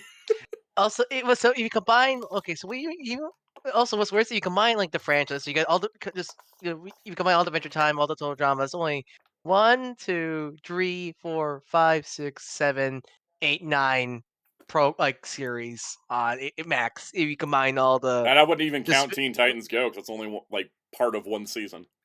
Yeah, so that's really 8. Yep, and so and you also if you look down here, I want to say this right now. Yeah. Let's agree with just LPH. Let's blame AEW for this. It's not their fault, but let's blame AEW just for the lulz. Do it anyways. All right, so down here you can see browse by genre on Max includes action, adult animation, adventure and survival, audio description, comedy, crime, documentaries, drama, events, fantasy and sci-fi, food and home, horror, kids and family, paranormal, reality, and science and nature. Now, if you click on kids and family, and you can find out how much kids and family there is. Let's see, where's the A to Z section down here? For some reason, kids and family also includes Friends for preteens and teens. Also, Superman and Lois for preteens seems a little low. Fresh Prince of Bel-Air. Injustice movie sound out. It's for kids. Injustice movie for teens. It's an R-rated film. Do you guys see how ridiculous this is, right? Like, the amount of shows they've removed is kind of nuts. What's the point of having your own streaming service if you can't remove half the things you own? Exactly. I have been saying this for a hot minute. The streaming wars have been over. Netflix won.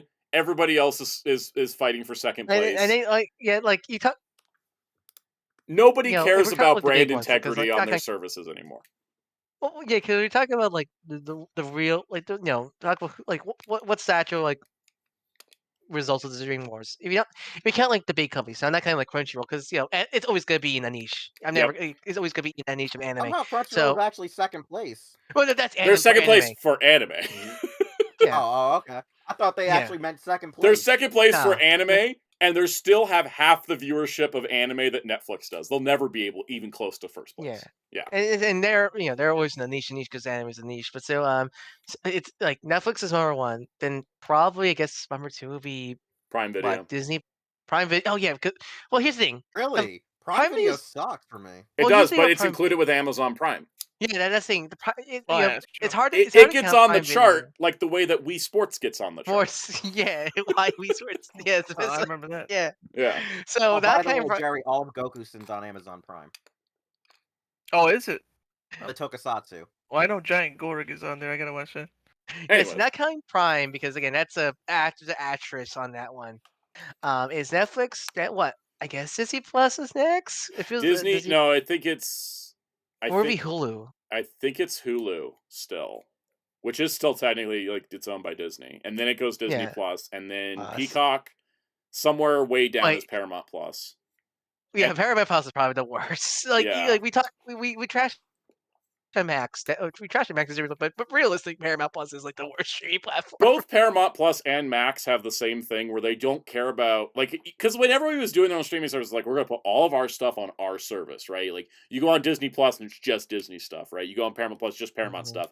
But then, like, Paramount like was losing money, so they're like, we're just gonna start licensing our shows, even their exclusives. We're gonna license them to Netflix. Like, you can watch Transformers or Spark on Netflix. You can watch Tales of the Teenage Mutant Ninja Turtles. Yeah, Tales of the Teenage Mutant Ninja Turtles. They still they like 2 of the new SpongeBob movies are Netflix only. Which some of those were old deals too, because there was like some Netflix exclusive, like the Rocco movie. Vader Zim, and Rocco, yeah. So we've seen a lot of this, where a lot of these shows are just being farmed out. So with Cartoon Network shows, a lot of, like, you can find a bunch of them on Hulu or Prime Video, or Netflix even. Like, Tubi. Ever since they took away the HBO off of Max, it has been just disastrous. They've just been selling stuff. There's really no point to the service unless you're trying to watch the Sarah Jane Adventures, which is a good show, and I finished it, and it was awesome, but it made me sad. There's not much of a reason, and then also with a lot of the Max originals, like Penguin or I can't think of other examples. Or Creature Commando. Dune Prophecy and Penguin already have 4K Blu-rays, so you don't even need the service for those. And I won't be surprised if Creature Commandos or My Adventures Superman will get those sets also. Those media sets also. Josh Frisch, Megas XLR won't be streaming anymore because Cartoon Network did a tax write-off on it. Tax write-off on that, sadly, yeah. The person mentioned you can't watch Ben 10 Alien Force. You can't watch any Ben 10. Nope. Only Ben 10 streaming right now is Classic on Netflix. Yep. I think. The thing I also... Remember when Oga used to watch that when he was in high school? Yes. God, that old lore. That story. Anyways, the joke, everybody, is that Oga was too old to watch Ben 10 in high school by the time it came out. So the thing is, Ben J. Klein says, they're selling stuff, why even have a streaming service at all? Exactly why I say the streaming war end. You know when the streaming war really ended? You know what the point was? It was when Disney Plus integrated Hulu. That's when this whole thing, it was just like, Disney Plus was trying so hard to compete with Netflix. They were just like, they integrated Hulu.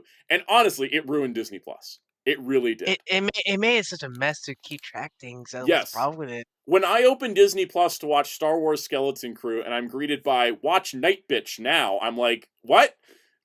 Yeah. It's too jarring. Disney Plus had like its brand thing going on, right? My favorite was when Jerry said to me, "Yo, Wheels, I recently watched Bullet Train on Hulu," and I said, "Oh, I can go watch that on Disney Plus." And then I opened Disney Plus, and it was like, "Would you like to watch Bullet Train?" And I was like, "Yes, yes, I do." Bleach is my favorite Disney Plus series. My favorite Disney Plus series. Oh God, I can't actually say the title on stream without getting demonetized. The Simpsons. No, well, The Simpsons was always on Disney Plus. That's not that. At least you won't get demonetized. That's the joke. Oh yeah. But no, the thing is, Disney Plus has no brand consistency. Welcome, Common Jojo. Max doesn't have any brand consistency. Paramount Plus doesn't even have anything on it unless you're watching like current Star Trek. Which, look, current Star Trek wraps up, and 3 months later you get a Blu-ray. The streaming wars are over, and as much as the companies try to pretend that streaming is everything, it clearly isn't. Audiences have responded to this. I think it's honestly going to fold back into what it was, where it's going to be like Netflix, Prime, and Hulu, and then everybody else just has like a little niche streaming service.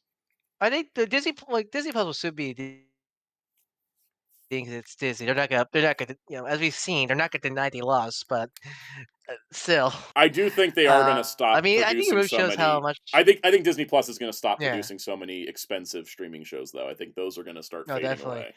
I mean, I think there's not gonna be a widow, like series, for example. Yeah.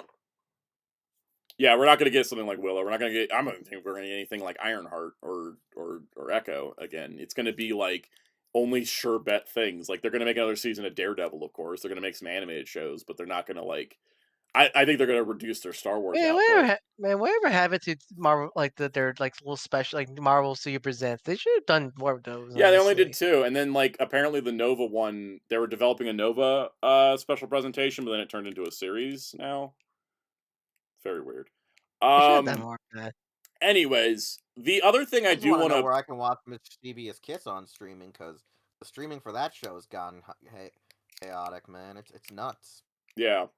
I will also say that there was another piece of news that all of the recent Cartoon Network games, Samurai Jack Battle Through Time, Steven Universe Save the Light, Steven Universe Unleash the Light, OKKO Let's Play Heroes, were all abruptly pulled from Steam and consoles with no warning because Wow. I think, and this is the sad part, is Mr. Tuki says I'm hoping for a holiday steelbook of Werewolf by Night and Guardians Holiday Special. I would love that too because I love both those things. The Guardian Nightmare Before Guardians, Werewolf by Werewolf by Christmas. Werewolf by Guardians is the holiday. Yeah, Werewolf by Christmas. Werewolf by Christmas. Sounds like a promise instead of a threat. The thing I will say with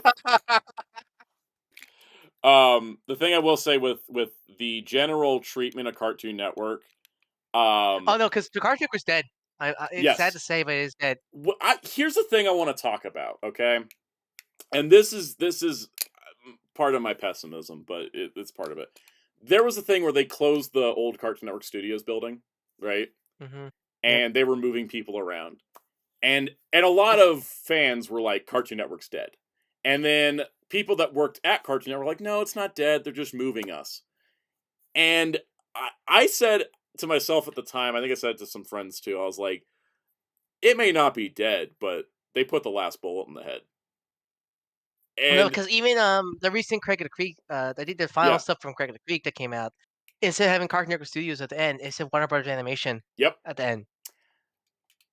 For all intents and purposes, the more that we see Max remove Cartoon Network shows, the more that we see the games disappear. Cartoon Network essentially died in 2024. Which is so depressing, man. It like, is. you know, we like to comment about Paramount a lot, and they deserve a lot of the squintiness we gave it. But at least Nickelodeon, so like that Nickelodeon brand there and stuff like that. Like they know that Nickelodeon is their kids division and such like that. But like seeing the Cartoon Network stuff go away, so depressing, man. Like it's going to be a network that just only does reruns. It's where it's heading at this point. And we've also seen that yes, I love newer Boomerang along with original Boomerang. That's basically where it's at, yeah. Because there was also the thing that the Toonami Rewind block got canceled. That got canceled. Yeah, that got canceled. Apparently it was due to ratings, but they also did weird shit, like for some reason skipping the Zabuza arc of Naruto.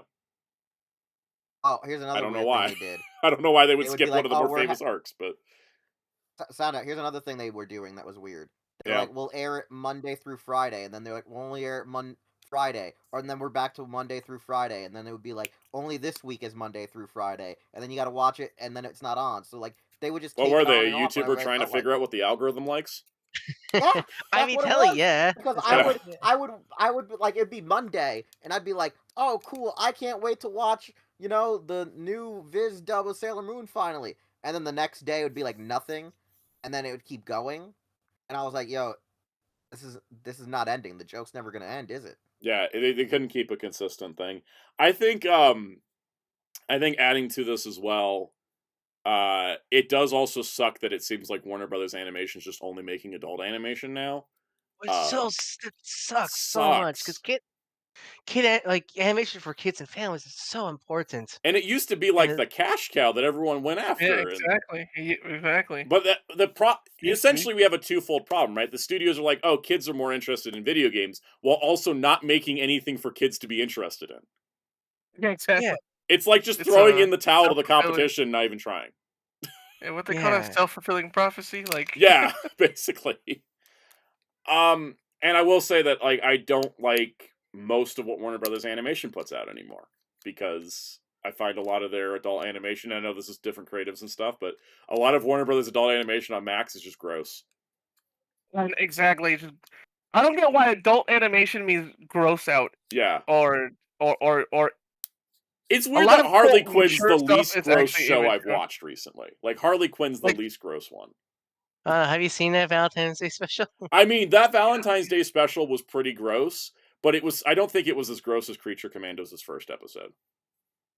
That's the thing with adult animation for the decades. Is like we're gonna make an adult by just like you're not really making an adult. You're just putting. I think right now isn't the only like thing they're making that's for like general audience such families is My Image of Superman. I think so. Is that the only one? I know nothing else. Yeah. And there's shows that they made that they didn't even air. Like what was it? Something. It was a cat one. Mao Mao. Mao Mao. They announced season 2. I remember that one. They announced season 2. Zilch, nothing. I did. Sadly, the thing is, the creator of the show, Victor, it can't say anything because of NDA. I imagine. So he can't say. And this has been an issue for a while. Like they canceled Justice League Action, but never said it was canceled. So everybody was sitting on limbo contracts until they expired. DC Superhero Girls' second season was supposed to have 52 episodes, but they only aired 26 and then said nothing about the rest of it. Moteki T, Moteki, Super Chat $2. No confidence on Looney Tunes because that's not even published by WB. Warner Brothers sold the right. That movie, Catch Up Entertainment, is distributing Looney Tunes Blow Up the Earth. Like the day the Earth blew up, a Looney Tunes movie is being distributed by a completely different company because they bought the rights to it. Because apparently Warner Brothers was selling the rights to that for cheap, but wouldn't sell the rights to Coyote vs. Acme. They're a weird company. Weird. I think awful. Awful's a good thing, but I mean, they're not just awful; they're inconsistently awful, right? Like they don't have nothing makes sense over there, right? They're like, oh, we'll throw Batgirl in the trash, but we'll keep the Flash. We'll sell the Looney Tunes 2D movie, but we won't sell anybody Coyote vs. Acme, even though multiple big studios offered us money for it. No. Can you find rhyme or reason? No. Well, if I remember right, didn't they ask for stupid money for Coyote? The thing was, logically speaking, the other studios offered them, I think it was, they offered anywhere from 10 to 30% more than what the tax break would get them, right? What the tax write-off amount, they would get 10 to 30% more than that if they sold to any of those other studios. But they said, oh no, it's actually worth this. But the other studios are like, no, it's not. If the tax write-off is this, and we're giving you a little bit extra, that's it. We're not going any higher. So like AR said, I think they just wanted to kill it. Yeah, they just wanted it dead for some reason. For some reason. Yeah. Mr. Doogie says, now I think about the animated Mortal Kombat movies also dried up. They're also done by Warner Animation. Yeah. And the direct-to-DVD stuff. Yeah. All the direct-to-DVD stuff's done as of Watchmen Chapter 2. Yep. The problem, I think, is that David Zaslav, hates animation. David Zaslav, I think, hates everything. David Zaslav actually does love one thing, guys. Did you know he actually does love one thing? It's not money, because he's already got so much money. He's got so much money that he doesn't think about money that much, right? He really loves unscripted reality trash television. Oh, yeah. Because that's what Discovery was. Discovery was his baby, which was like all the unscripted trash stuff. He bought Warner Brothers so he could flip it. But by doing what he's done, he's devalued Warner Brothers to the point where no other company's going to want to buy this. There's zero value in it. How many burned bridges was created because of this? Jeremy Carr, Johnny Cage was the last Mortal Kombat movie. But yeah, if you go into series on Max, let's go take a look. Okay, first of all, they're promoting, they want me to watch Superman and Lois. It's on my watch list, right? But if you go to series here, you get a lot of your HBO shows, your older shows, right? And that looks, pretty okay. And then it's like, all right, yes, watch in a weekend. Peacemaker, White Lotus, Gotham Knights. I mean, that wasn't anybody's favorite show, but sure. Last of Us, Naked and Afraid of Love, Avenue 5, Rick and Morty the Anime. Like, what is this doing here in the middle of all this? Let's not talk about the poor decisions they've done on the anime studios they team up with. Yeah, that's a whole topic for another day. But this is my problem: is when it used to go on HBO Max, it had like when it was HBO Max, you had like this prestige to it. It was HBO. It was it was Hacks. It was I guess Dune Prophecy. I didn't watch it, but then like now you go on it, and it's like you're trying to. It was really bad when it first launched because everything was mixed. But now you go on it. I remember, my Max first launch was a headache. And now you just get all this it doesn't click together. It's hard to find things. Like what even is on here? Watching Peacock. It's like trying to watch Peacock, man. Like Peacock's also a crappy platform. It really is. It's going to be worse now that they lost wrestling. Yeah. And so it's just one of those annoying things where you just kind of sit there going, what's even the point of the service? I have the service to watch Harley Quinn season 5. Give me an idea for a mixtape. Yeah, because the thing is, when my Superman season 3 comes back, I'm gonna Yeah. Renew it. And such like that. Exactly. I just realized. I'm only subscribed right now because Harley Quinn starts in 10 days, and then I after that just real- season's done, then I'm out until my. I Superman realized comes back. something. I just realized something.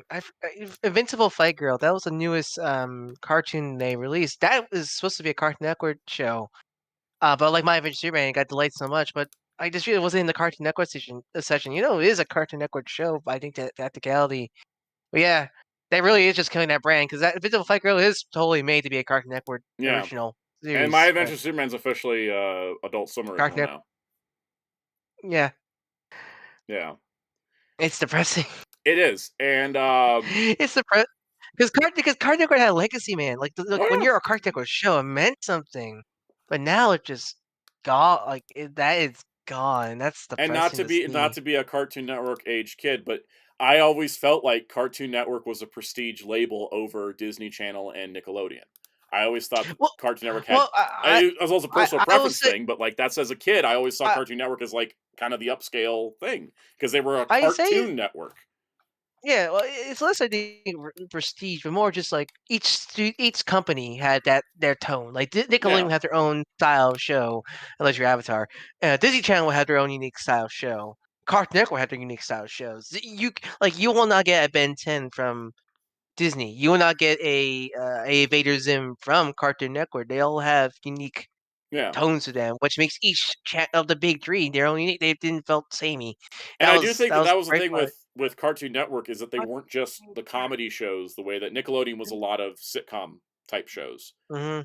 Disney Channel was very much like cartoony comedy. Welcome, Philip HZ. And then Nickelodeon and Disney had their live action shows. And then Cartoon Network was like, we got comedies, we got action, we got older shows, we got newer shows, we got anime, we got like they had so much going on.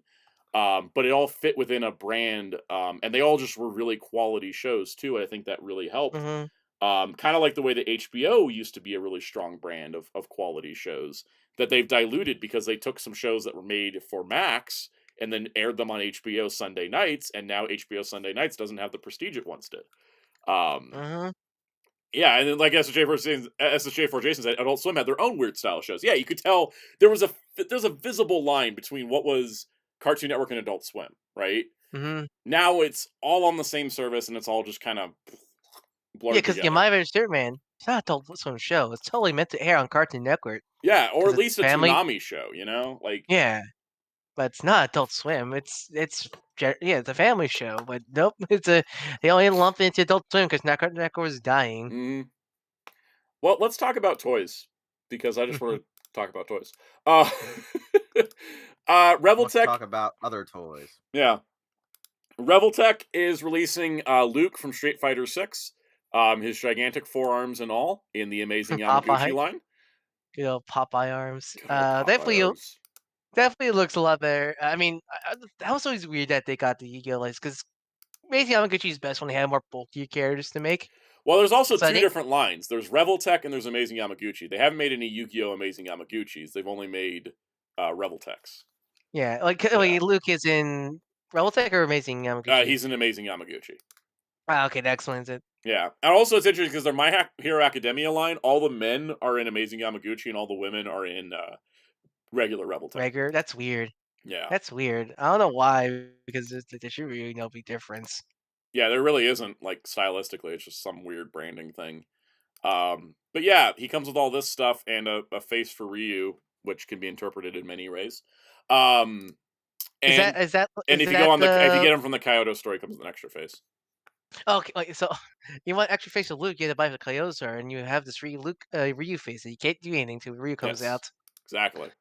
I think this is one of the first Amazing Yamaguchi with soft goods. Soft goods, I want to say. Yeah, because he has the soft goods jacket. Yeah, it looks good. It looks nice. Cass, you got any thoughts on the figure of Luke? Because I know we have thoughts on the character of Luke, but that's a different stream. Maybe Cass isn't here. Anyways. I like Luke. He's a dork. I like him. Yeah. All right. Bandai has announced that, yes, After selling his sword as part of a overpriced sword set on P Bandai, SH Figuarts Kamen Rider Durandal is actually coming out. That's all the news there is on that. It's just... Is this the guy that likes his sister? Yes. No, well, it's more like his sister likes him. I'm going to be totally honest. It's really one way. I thought she likes I thought she liked Majin. She does too. That was when she realized love could be non-transactional. God, Saber's a weird show. But yeah, no, Durandal's the last of the main writers, really. So it's nice that he's finally coming out, like years after his sister came out. So, you know, it's a journey for everybody. And then we have the teaser for Shogukan modeling project Maji King. I'm really curious. I really want to see how this goes. I want to see how he looks. Yeah. It's going to be either really great or a huge ass shit show. It's really a toss-up, isn't it? Maji Pixie's gonna be... Just knowing how the original Maji Titan, like I wish that website that I used to follow that actually dedicated, like, this one blogger in Japan dedicated his entire life to, like, every toy, including Mini-Pla, and it's shut down. I can't find any archive of it. No one did it. But, like, just seeing the original Mini-Pla in this huge gallery, you know that how do you add articulation to this thing without it compromising the whole damn thing? How tiny is Maji Perry gonna be? Very. She better come with her. She better come with her ball. She better come with the ball to go into. Like, I'm gonna say this right now. Maji Titan better be. I'm just gonna say this right now. Maji Titan should be somewhere either. Maji King, sorry. Maji King should be somewhere around the height of. I want to say his head, his actual head, should be at like the tip of the crane of Kakure Daishogun. Like, it should be like even slightly bigger, just to make sure it structurally can like work. Because I'm not exactly sure how they're going to do this without cheat parts. Because the chest is huge on the DX toy because you have it's bulbous. Yeah, so bulbous. And then you got to add articulation to it, and it has to turn into a dragon.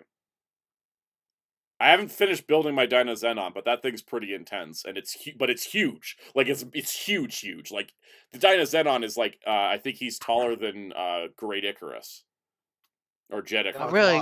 Whatever the the Jetman combination, like the Jet Garuda. Yeah. Oh, you mean Great Icarus or whatever? Yeah, is it Great Icarus? Whatever the combo is, the combo. Like Dyna Zenon is that size. I built his legs, and his waist goes up to where it is on that Jetman combo. He's massive.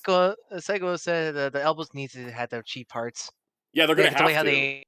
Yeah, because the way that the the bull arms become the arms for the. Yeah, no, it's gonna have to have some cheap parts. There's no way they can't do it just straight. Yeah, Peacemaker says they'll probably replicate the DX stuff, but have replacement parts to get a more accurate suit look. Yeah, I think it's gonna have to do it. I don't think it's possible to. I don't think it's possible otherwise. And even in the shot, we can't see an elbow bend. Like that's still let it out. Yeah. And if you've seen the one where people remove the filter, you still can't see it, even with the light. Yeah. That's right. Jay Decker does the same thing. I know the Dagwon sets also have a lot of cheap parts, which I don't mind.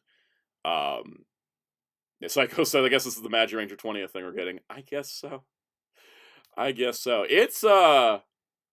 It's going to be interesting. I'm really excited to see how this is going to turn out, because it's, like Wheels said, it's either going to be great, it's going to be terrible. Really, I don't know if there's a mid-grade. Like you're saying, built, it'll look great. I don't know how its articulation's going to work. Has the quality improved since Gal King? Because I'm okay. So funny story. It wants to improve when it wants to, because if you don't know the story, Bison's hip hinges are not like Ingayo's hinges, which are thicker and a bit stronger.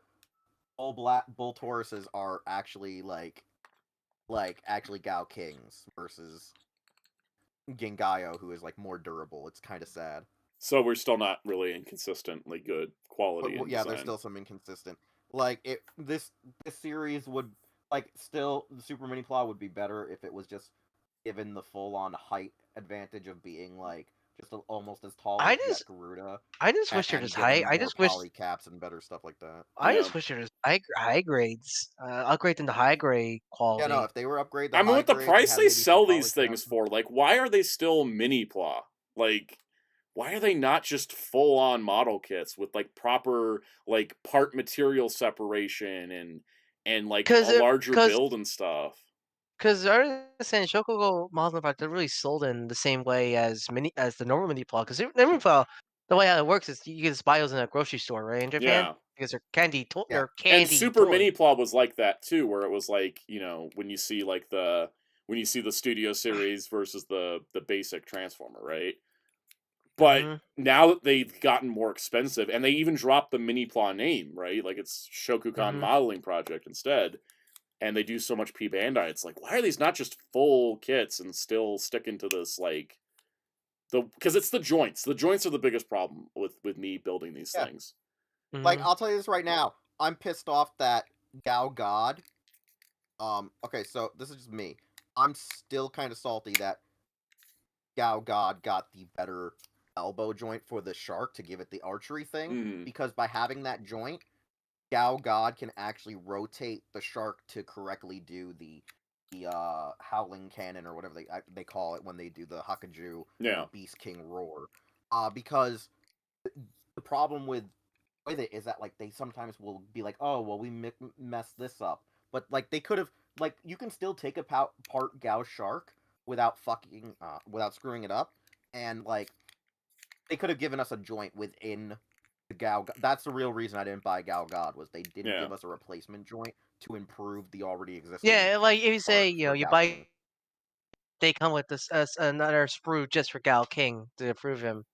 Essentially that. Yeah, because I like if and when they reissue Gao God, I'll consider getting him so I can actually show you guys what I mean, because you guys probably get the visual of what I mean. Yeah. Because like if you don't know, in the show he full on rotates his forearm when doing the signature attack. The model kit can't do that. Yeah. But because of how the shark on Gao God needs to rotate to create the archery stance, they gave it that joint. So it's one of those things of like, don't forget, Juan Tiger. They're like, oh, people don't want parts forming in their thing. But for the people who want it, we put it with Daimugen. Just put it with the original kit. Yeah, God, I hate when We're still going to probably buy Daimugen. Yeah, I hate when they do that, when they split it all up like that. Yeah, no, it's been interesting building Dyna Zenon because it's so big. It's like, because I thought building Jet Garuda was fun because he was really big. I'm curious what it's like. I only have the Monoroid, and he's not that big. He's about like 6 inches. So I'm curious how much bigger. Listen, yeah, I'll take a picture because like, yet. What was that? I was gonna say I still haven't built my Grand Liner due to the Victory Robo incident. Oh yeah, but I would consider streaming or just recording a video of me editing it, a time lapse video, because that thing is huge, and I know that's just gonna be a giant f up. Like honestly, a part of me is just like, Sound Out, finally come to my house sometime this year, and we'll build it together, and we'll just record you and me doing like, hey, here's Sound Out stream at Wheels' house. And here's what we're doing. We're building Grand Liner, and it's just you and me sitting there going, oh my god. Yeah. I definitely... And the joke is, we start early. We purposely get it that Jerry gets a bus ride, so when Jerry shows up, he just randomly walks in, and he just like, we have him just walk in doing the John Travolta thing, and he's just like looking around, wondering where he is. And I come in out of nowhere, just going like, hey guys, have heroes. Yeah. Oh my god, what if we just each build a train? Yeah, exactly. No, but the joke should be too, is like Jerry just walks in from my kitchen into the dining room doing the John Travolta, but then the joke is Ryan comes out through the basement door, and we're just like, Ryan, who let you back in the house? I don't know. I disappeared in here. I don't know where. No, we all build the 4 trains, but the 5th one we all build it together. No, wait. No, we could do the craziest thing. We call Spin Dash up to finish the last one because he's in New York. It's like, wait, why is everyone here sitting here? And it's just like, you remember like those old podcasts, like round tables, where like they wouldn't even have all the professional mics. It would just be like the one mic in the center of the table. We got to recreate that old like podcast thing. Yeah. We got to get the old like. We got to get like a 2006 digital camera as well. We got to make it so bad. Oh, I have one of those still, you know. Do you still have your old orange webcam? No, I have my old digital camera from 2006. Yeah, so, is it the one where you were? Wait, is it the same camera where you're threatening people? What? No, that was a cell phone. Oh, camera. okay. Well, that bring was like too. that Bring was like a too. razor, old razor phone. Bring that one too. I want you to threaten more people on camera. Yeah. I was high school me was different. Okay. High school. I don't know. High school I mean, me was different. like you're still. I mean, you're still built the same. I mean, you want to eat metal. Whole other thing. Whole other thing. AR says you gotta have a running joke like everyone enters slips on a patch of ice like in the Muppets Christmas special. like Yes. cheers. Oh, watch out for that icy patch. Oh, no, you not know, the I just icy wanted to do a patch. cheers skit. Yes. Hey, Jerry. Oh, no, I want Jerry to just walk in and do like the Travolta thing of like going, how did he get here? Like he just where's that one? Yeah, Yeah. and I want to have it that me and Santa are already sitting at the table looking at you while you're just looking around, and me and Santa are like, did you invite him? No, I didn't invite him. Did you? No. And then Ryan comes in through the basement, sits down, and I just look at Ryan. Did you invite him? And then sounds like the joke is that we realize, wait, who let you in the house? Who let you back in the house? Do one of those gags. Yeah. Who let you back in the house? I was trying to see if I could find an image online of Super Mini Plot Dyna Xenon next to something. Oh wait, I think I found it. Is this it? Is this what I'm looking for? Yes. This is what I was looking for. I don't know. Is this what you're looking for? It is. I think that looks like it. I haven't finished building this kit. I just only built the legs. Here we go. Check this out. So, never will catch. So you only done diver, so you only did diver yet? I've only done diver, yeah. So on the left. Yeah, the one the one on the right here Roid. is the SMP. The one on the left is the Modroid. And that doesn't even include the Grid Knight stuff. Wait. Which one's which again? On the right is the SMP. On the left is the Modroid. Okay. So here's the funny part. I'm gonna say this right now. The one on the right, the Modroid. No, the one on the right is the SMP. The bigger one is the SMP. Okay. No, I'm saying if the so if the SMP, how high is that next to something else? I don't know. Next to something else. Because I couldn't find anything next to something else. Here's the Modroid next to Gao King. SMP Gao King. Okay. So now you can get an idea. See that. No, okay, here's... Oh, wow, yeah, he's sick. So the Modroid with Gao King, they're about the same height. Okay? Okay, so this is the thing. Alright, this is what I'm going to say. Yeah. Most SMPs should at least be either almost as big as the SMP Dynazenon, or just a head taller than the Modoroid. Because having had Modoroids are either as short as they are on the left there, or they are equal to or greater than the one on the right, depending on what show, franchise you're building. Because having built Go Lion is about the size of Jet Garuda at its base height. Yeah. Big Die X is slightly bigger only due to its antenna. Like, its antenna go up to, I think, the wings of Jet Garuda. I don't know for sure, but like once I have it built, I will get photos. I will try to get photos. Hellfire says the SMP is as tall as HG Penelope on its stand, or slightly taller than the Studio Series Blackout. That's okay. So that's like having a 7 to 8 inch figure. Like you're almost master grade, right? Mm-hmm. You need to have I think most Super Sentai mecha need to be at a high grade scale that's not at full height of a master grade, but not as short as your typical like regular RX-78 high grade. It should be greater than 6.5 inches and no greater than like 8.5. I just figured out why this guy's so big. It's obvious when you think about it. Ryan, trivia time. Which came first, Dynazenon or Full Power Gridman and Modroid? Dynazenon came out first, right? For Modroid. SMP Modoroid Dynazenon came out first, yeah. But for SMP, Dynazenon came out second. They didn't know when they designed SMP Full Power Gridman that it was going to have to combine with something else later. So this Dynazenon for SMP is built off the specs of the Gridman from the previous SMP, which is kind of a big figure, honestly. Like he's 4 inches. He's pretty big. Yeah, because he's even bigger than Tokusatsu Gridman. And so this has to be even bigger because it has to accommodate him inside of it for the Grid Knight Grid Knight stuff. Yeah, that's why he's so big.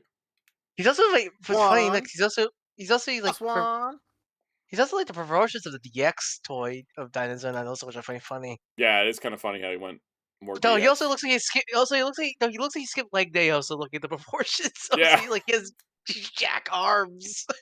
It also doesn't help they gave him the really big hands instead of the. Yeah, he's got fists that look smaller. Yeah, no, it's nutty. You guys want to talk about Transformers? What else is nutty? My knees. Transformers. Yeah. Speaking of knees, Silverbolt. There was nothing to do with knees. I just wanted to say that. Here's Mark Clonas, one of the designers at Transformers. Posted some nice images of Silverbolt for Age of the Primes, and he's looking. I think he's looking better. And like I don't know what's going on with those renders, but what's up? He looks a lot better. I'm gonna share my screen to you. You don't need to share it on your stream. I just need to ask you just to double check. Is the one on the right? Is the one on the right here the master grade? Go line is bigger than the master grade RX-78. Let me see. I think that's the master grade. Yeah, that's the master grade 3.0. Yeah, so Go line is a head taller than master grade RX-78. So pretty much Sentai Mecha should be no bigger than a master grade. At most, no bigger than a master grade or bigger, like about the size of real grade Gal Gaigar. Like yeah, exactly. It should be like a Sentai Mecha head should be at the shoulder of the master grade. Yeah, at the shoulder of the yeah. Okay, cool. Anyways, yeah, almost called him Cyclonus because of the icon. What are we doing? That was the other so combined with the remolds. Kill the Okay, there, dude. Yeah. Wasn't working. Silverbolt looking good. He's about the same height as Motormaster, which is not too surprising. Which is neat. There he is throwing them. Here he is with the other aerial bots. They all look better in hand than those renders. Those renders were weird. And then there's the battle station. Oh yeah. His proportions still look wonky. Also, he does kind of look like that fat man energy to him. Yeah. Here's his jet mode. The jet mode does in fact have a cockpit that holds a Titan Master.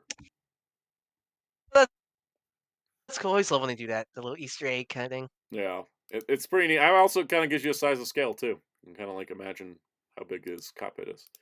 And then we got another shot of Superion here. Bless you. Bless you. Superion with a couple grayed out limbs added to him. For a grayscale look, but yeah, I think he looks neat. They were like, yo, we got the resin molds here. Might as well just slap them on. Yeah. I mean, that's what they did with Devastator. Yep. I like it. You guys ready for our next news topic? It's Transformers Leak Watch 2025 edition. It never leaves. It never leaves. It just gets an updated number. So what we're looking at here is a bull Transformer that is being referred to as Mega Bull. Mega Bull. He has a Megatron-looking head and is apparently from Transformers Cyberworld, the upcoming toy line. New probably new show. Probably new show, but at least a new toy line.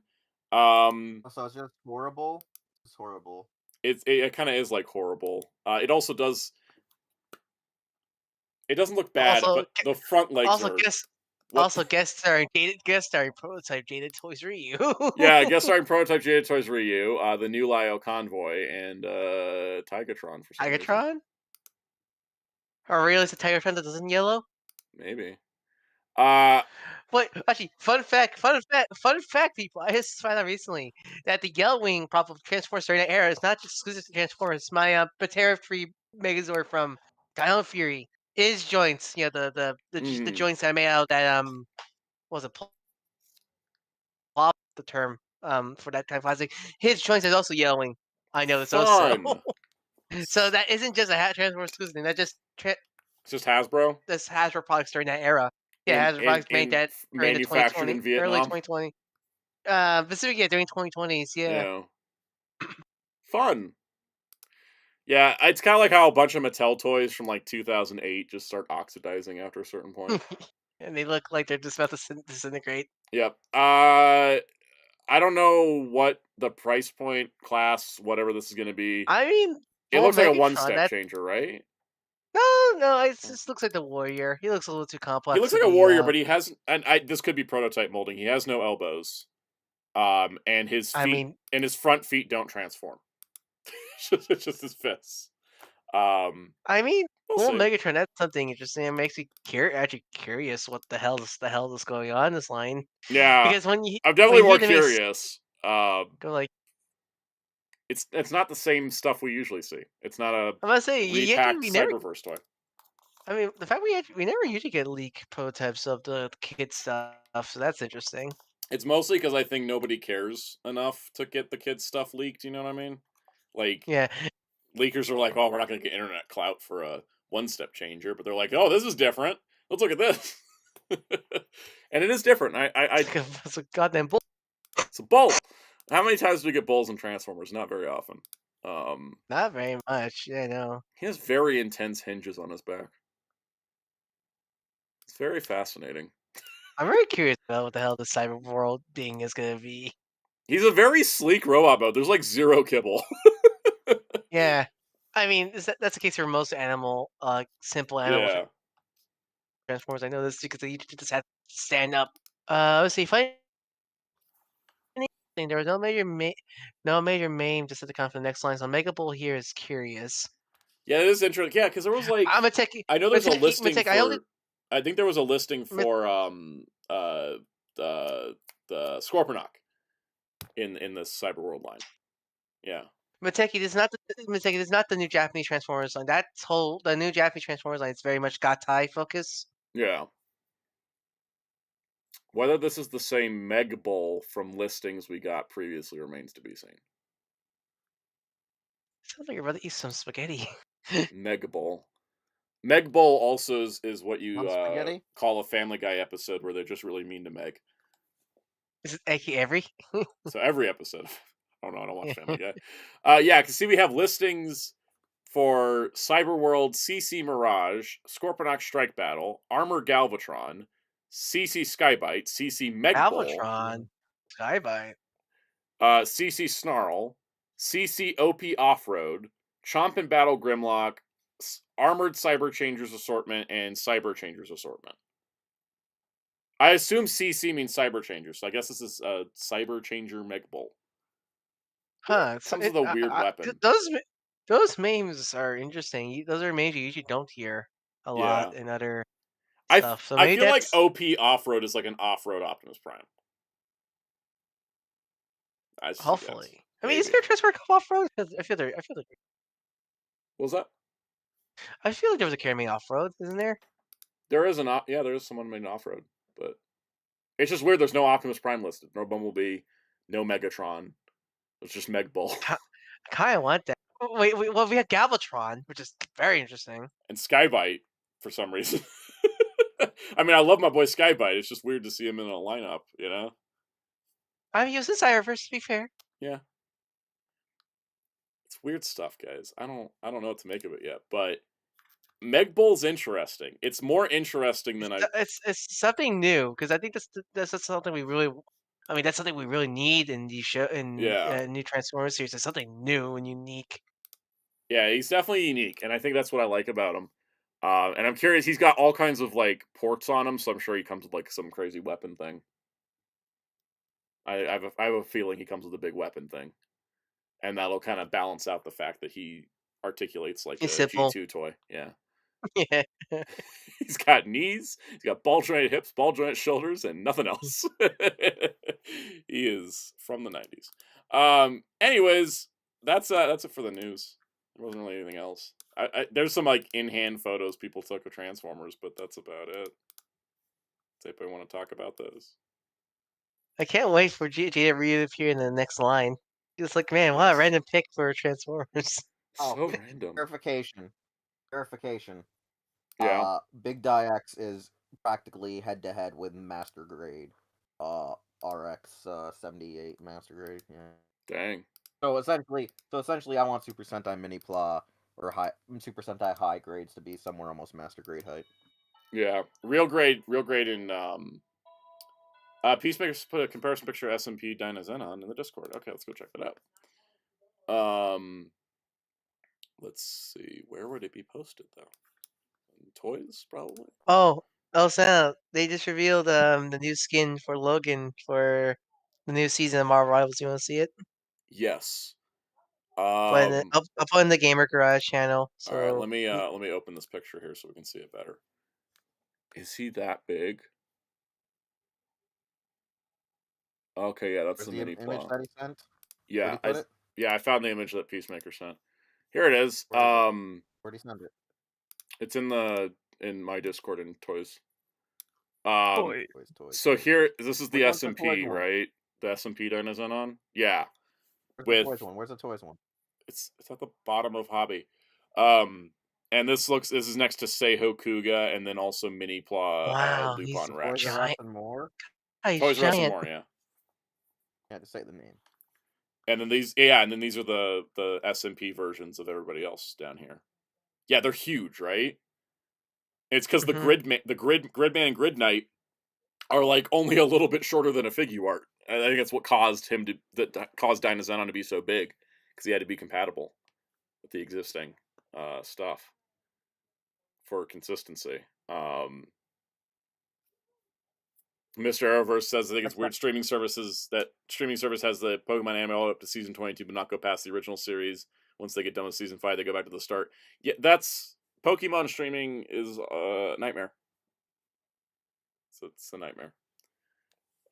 Wait, Sam, you want to see the new Logan skins in the Game Garage? Cool. Yeah, no, I'm in awe of Dynazenon because looking at him here, I'm going to have to move all my Gridman figures because the shelf I have where all my Gridman figures are currently at, all my Gridman mini plaws, are all in a shelf. It's too short now. I realize it's too short for Dynazenon. So I'm going to have to finish building them and then move everything because that's the shelf that they're currently on is too short for that. So, okay. Oh, Infinite, I did not get the Cat Slayer. I do not have the space for it. It's so giant, my god. I've been seeing pictures of it and I'm so glad. I didn't buy it because that's the size of a shelf. Like literally. Okay, guys. Oh. Marvel Rivals doing Old Man Logan but in vampire setting is like incredible. And also, my god, Wanda, you're just gonna kill everybody by looking like that. Like you're just gonna walk out in the battlefield, and people are just gonna fall over like you have Conqueror's hockey. God, he has the blood claws. Looks so cool. No, that looks amazing. And then like, is that Loki? Yeah, it's Loki. Yeah, I couldn't tell if it was Loki or Hela. Marvel Rivals is amazing, guys. Look at it. This is the Season 1 Battle Pass. I mean, are you eating good with your Fantastic Four? I'm eating good with Fantastic Four, for sure. And everyone going nuts over 10 costumes for only $10 Battle Pass? This game's too cool, guys. $10 gets you 10 costumes if you work for it. That's $1 for each skin. Yeah. No, that's amazing. Where's that Fantastic Four image here? I know it's here somewhere. Spider-Man's Prime. Tubi is to remove most of Ultra Series and movies. That's probably a contract thing. Yeah. And don't worry, they're probably gonna renew it because I mean they just put up the Blazar and Taiga movies on Tubi, so you know they're not. I think they're gonna come back eventually. Yeah, I think they will. I think it's just gonna take a lot of just this is new contract stuff because this is all on the old Mill Creek contract. They've got a new contract, that kind of thing. So don't worry. So don't worry. There's no like. Don't need to worry about it. Yeah, I don't think it's permanent. I think it's just a matter of time before they come back. It's great how Twitter is so busted that I can't just find the image of the Fantastic Four that was released. You could just go to the Marvel Rivals Twitter account. I could. I'll just go on Discussing Film and use this low-quality screenshot instead. You got SMP Live Boxer, right? I have SMP Live Boxer, yeah. Okay, is it combined with Live Robo? Yes. Alright. Go take a photo of it next to a master grade. I will do that later because it's in the other room. Because I We'll can't do it right that. now. Exactly. We'll do that when I tell you to do it, and that's later. All right. Anyways, no, the Fantastic Four looks so good, and I'm really happy they're all coming into the game like pretty much back to back. They said I think that Sue and Reek comes out Yeah. this Friday, and Johnny and Ben are be mid-season. Fun fact, guys, did you know Toybiz only made 2 Reed Richards figures throughout the entirety of the 90s? Really? Yeah. Yeah, you guys want to see my descent into madness over the weekend? Yay, I love this. I love saying I goes toy nerd. Damn it. I went to Pluto TV. You can't watch my stream on Pluto TV, Wheels. Hold on, let me No. I mean, I was trying to get Netflix ready for Raw. Oh, yeah. Need to go in Raw, sound out. I'm not going Raw. We're on live. Okay, so check this out, guys. So I haven't posted in the Discord yet, even though I should, because I think it's done. I, over the weekend, was like, wait, how many figures of the Inhumans did they make in the old Toybiz line for Fantastic Four? And I was just kind of curious. And so I was like, oh, I'll do some research. And I was like, okay, they made Black Bolt, Medusa, Gorgon, and Triton. I was like, okay, well, how many, like, Annihilus figures did they make? And this spawned into me going through the entirety of Toybiz's 5-inch 90s Marvel toy lines and breaking it down character by character to figure out how many versions of each character they made. And it's all available in a convenient spreadsheet that'll be on the Discord server after the stream is over. Does the spreadsheet include that purple Wolverine I have? I think so. There's like 5 rows of Wolverine, I think. Let me just zoom out here. I went through all of it, and I just kept doing this for fun. This was mostly for fun. It wasn't really work. I just I enjoyed this kind of stuff. But like I didn't realize certain things about, and there's going to be a short about it tomorrow. Like the regular like Jim Lee 90s costume Storm that was appearing in the animated series, they didn't make it until 1997. Well, was there a repaint of the first Storm in that costume technically? There was, yes. They repainted it and said that's close enough, but it's still the giant ass lightning bolt down the middle. Yeah, so this doesn't count. Yeah. Yeah, but it wasn't until Water Wars in 1997. There was other things like I didn't know they made Sync from Generation X, but he was only a mail away figure. They never made Husk for Generation X. I think some of the best X-Men figures released to be like accurate to the anime series is Marvel's Capcom figures. Yes, and those are funny because the Marvel figures are like reissues and repaints, except for Rogue, who actually is a new mold that they later reissued because it was better than the previous Rogue. Yeah, because it was funny because she was made to look like Bingus' art style. Yeah. Jerry, do you know which purple Wolverine? Because there's a few. Well, it's the one that came with I can show you. I'll put it in the stream chat. Yeah. I can't wait when you do a Spider-Man like 2000s classic era, because man, that was a jumble miss of figures of the classic. I had to stop myself because Spider-Man's Water War? Web Splashers. It's this one. Web Splashers. Web Splashers lasted from 97 to 2006.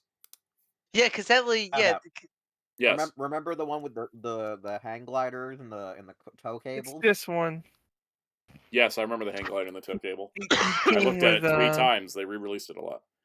Came with a light up weapon. Light up weapon. Looked like. Oh my! It looks like Agent Box. Looked like this. Oh yeah, no, I know which one that is. Hold on, where is it? Oh god, that's frightening. Here it is. It's from the X-Men Classics Light Up Weapon series. Yeah, that's the one I have. It was released in 1996. Why does it's in my room right now? Yeah. Why does he have a YouTuber reaction face? Yeah, a lot of figures did that. There's a Wolverine I had as a kid. It's like this is the one Jerry has for streaming now. I had one as a kid. Let me see if I can find them here. I had a bunch of X-Men figures.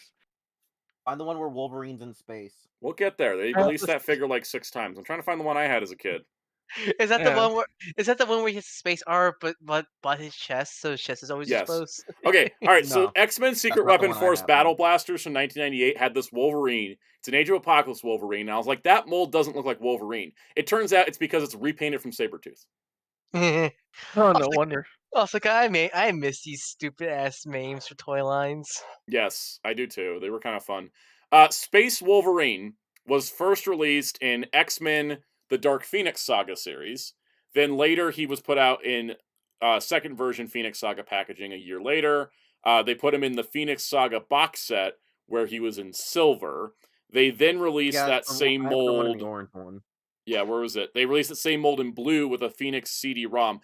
But it's sexy Wolverine space armor because, like, from his pecs to his crotch, there's no armor. Like, Yeah, it's he's just the arms, legs, and head. His body's gonna get sucked out. Yes. Let's see. Did that mold come back?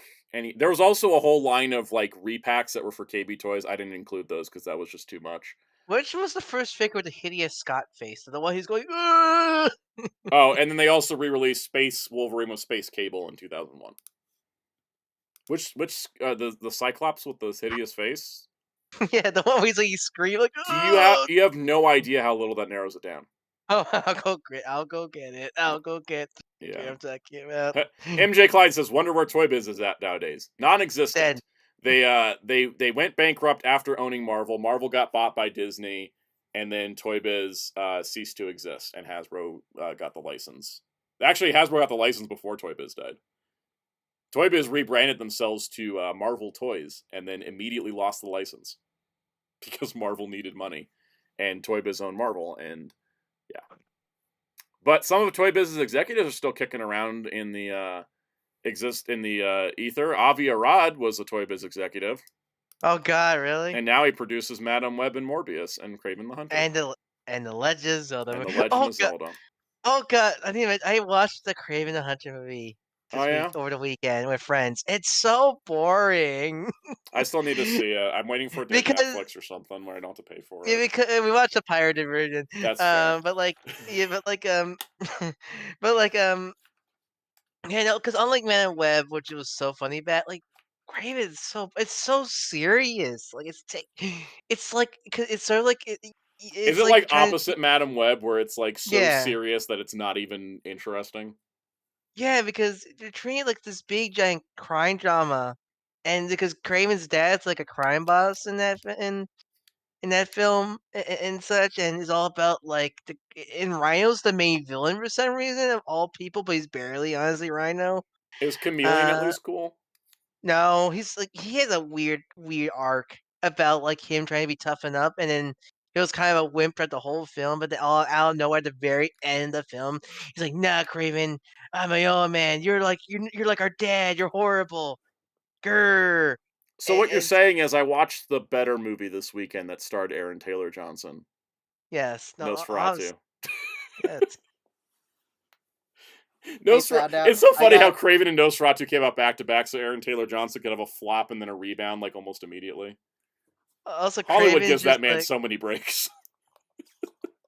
Kraven, he was not a bad actor, but man, his Kraven's nothing. He's too like nice guy in that movie. That's the thing, is that he's not a bad actor, and he always gets boring parts, and I've never really liked him in anything. But then I watched Nosferatu, and I was just like, oh, this man can act. He just needs a chance. Which actor are we talking about? Aaron Taylor Johnson. What are we talking about? He was. Oh, you mean that guy who actually? Yeah. No, I know. Here's the Cyclops sculpt I was talking about. I think I found it. I think it's the monster armor one, but let's see. Oh no, it's the monster armor head on the famous couples 2-pack one, which is him and Jean. Yeah, that was the monster armor head sculpt that was on the famous couples set. By the way, the famous couple set, the famous couple series of 2-packs did not include Reed and Sue. Oh God, I hate that every toy line got that goddamn Exo armor. Oh, the Exo. Yeah. They re-released the Mega armor so many times. Everybody got one. Storm got one. I think I got Spider-Man one. I think I got Spider-Man one during the 2000s. I got the one that's supposed to be the armored Spider-Man one. Yeah. Yeah. I got that one.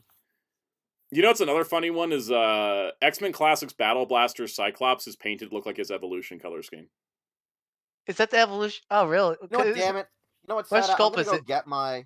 It's the Battle Blaster sculpt, which is some weird one. Where's my phone? I'm gonna get my armored Spider-Man out. I'm just. Do gonna you go have paint the it now the, with the my Marvel chrome. Megamorphs on this checklist? No, these are just 5-inch figures. That's why the mech armors are here, because they came with 5-inch figures. You know, the What If episode would have been better if it was just like that Megamorphs commercial. Yes. Dr. Doom's taking over the world. You know what's another one is crazy is how few rogues they made. Oh, definitely, because woman. I mean, they made a ton. They made. You know what's funny? It's of X-Men. They made the most of Wolverine. The second place is Cyclops. Third place is Storm. Fourth place is Sabretooth. But Storm's third place. They actually made a ton of Storms.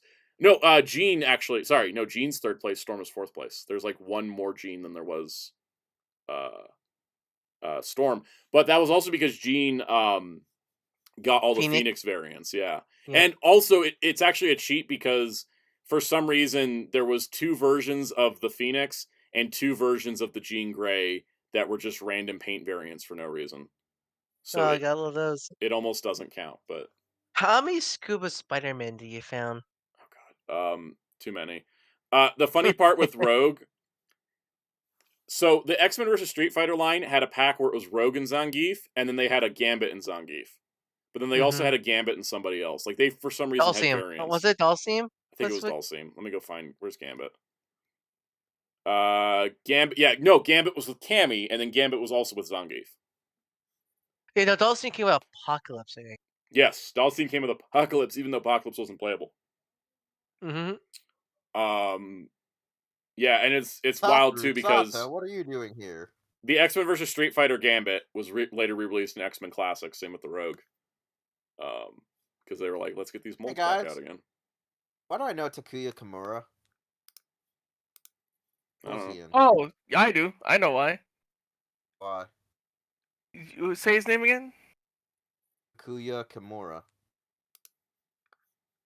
Oh, I thought you said something else. By the way, guys, how many Emma Frosties do we have? I guess I can backtrack to Emma while the Spider-Man images load. Oh god! Wait, did you say Takuya or just Kuya? Takuya. Oh, then yes, I do know why. I didn't hear the Ta. Yeah, you know who he is, Wheels. He's Lost Judgment guy. I know him for something else. Well, he was also in SMAP. He was also a singer. You know, was he part of Johnny's? Yes, he was. Yeah, that's why Judgment had a hard time coming to America. PC. I know him because he hangs out with Tricera Ranger because they were both SMAP boys. Yeah. See, I was right the first time, and then I misheard you, and then I'm like, yeah. Okay. Howl's Moving Castle. Okay, Jerry, I know him for Howl's Moving Castle and Yamato. He was in the live-action Yamato movie. Did you see me play Lost Judgment on Legend mode? Yeah, but Jerry, here's the thing: it ain't gonna click because I don't really play it. Muteki says, "Do I have movie center to Kelly on this list?" No, because I cut off at 2000, so I didn't do the movie stuff because they kind of were 5.5 instead of 5. MJ Klein says, "I love Toybiz action figures." Yeah, if you're looking for any of these like eBay comic shops, hey, they're cheap because no one's getting them because there are some really rare ones though that were like super limited produced, like Black Panther that I found are hard to find. There was 2 Emma Frosts, but they were the same figure, just one was in white and one was in metallic silver. Can you go back to let's go back to where we started this conversation. Reed, where was the? Oh, there's only 2. There's only 2 reads. So there's the Marvel Superheroes read from '92, and then the cartoon one from '94, which was then repacked with Hydro Armor Iron Man in a Walmart 2-pack that same year to promote the Marvel Action Hour. That's it. That's it for Reed. They made a ton of Sues though. There's like 1, 2, 3, 4, 5, 6, 7 Sues. I'm surprised there's no like stretchy Reed. It probably was, but it was like not a 5-inch figure. The '92 figure you could stretch you could pull his limbs out. I mean, like a stretch Armstrong. It might have, it was a different scale, I think. With Sue, the first Sue was a vanishing color action. Then they made a regular painted version. Then they did the cartoon one and a clear plastic version of the cartoon one. Then they re-released the color change in a single and in a 2-pack with Scarlet Spider because I have the color one. Not? Did any toy company made her '90s outfit where just has the boob hole? No boob window has been made in plastic yet. I wish. I want Marvel Legends to do it. Right. Let's do it. Do it, you freaking cowards. I find some people are like, Wooga, Storm, and Rivals. Like, have you not seen her '90s outfit? My God, people. Bro, like I love when my favorite part is when people are like these sexualized suits are horrible, and I'm like, nah, they're great. They are. They There's make a lot of these women style look like they to are it. badasses. The Sue one makes me funny because he clearly to those during the whole "look at me" era. It's like, no, Sue, I'm too busy looking at my crow. I mean, she was possessed by Malice, the patron saint of horniness. So like, why not? Listen, if Sue's putting out, I don't see why not. And everyone's like, but she's a married woman. I don't see why not. It's Sue Storm. I'll also add to this. There's a Human Torch with flame-on sparking action from 1995. Oh, that's a band. That's a band. Which was then replaced with a glow-in-the-dark flames version, and then got that one too. And then that sparking action one came back in '97. Okay. Yeah. Because as Jerry says, it all came back in '97. Something King Fighters. Blah blah blah. They made, of course, they made 94. one more Ben than they did Johnny. They made 3 more Johnnies than they did Sue. They made they made the Raphael. They made the Raphael trenchcoat Ben. Yes, they did twice. You got 2 releases. How many Dooms do we have? You'd be surprised. There's only okay. Hold on, the pictures are loading. Only 2, and then 1 got released 3 times. No one rivals Doom. That's why. Apparently so. You asking me to ask who for an interview? The guy you were talking about. Judgment Day. Oh. AR says she's a married woman. Like, she can't wear that for her husband, like Lois keeping Superman's War World outfit. Exactly. Exactly. Yeah, oh, boy, I remember that. My favorite joke would always be, like, how come only Lois and Clark only have 1 kid? Biological kids. Yeah, no, seriously. What is that? My favorite is this tweet I saw earlier. That shit was funny. Because, like, he's like, man, this is the scummiest thing ever. And I'm like, nah, that's a flex right there. What happened in that tweet I just posted here? I did love when the Marvel Rivals. I feel like those two had a beef that we don't know about. I do love when the Marvel Rivals. Oh god! It's like welcome back, Fantastic Four, World's Greatest Heroes. Yep. Also, I'm gonna be honest though. I feel like a lot of comic book authors who said, "Yo, I based this really hot sexualized character in fiction off of my wife or then girlfriend," you know you're gonna get screwed over later on by some other author who's like, "I need to do this storyline." Yep. God, John Byrne is. Ugh. Anyways, Franklin Richards was released as part of a pack-in with No Nose Wolverine in the Onslaught line. What year was that though? What year 96. was that? All right, so Jerry, that means I am a figment of your imagination, and you are Franklin Richards. I told you. I mean, that's how they solved the Onslaught thing, right? Was using Franklin's powers. What was Franklin's powers? The reason why I'm bringing this up is I wouldn't even been old enough.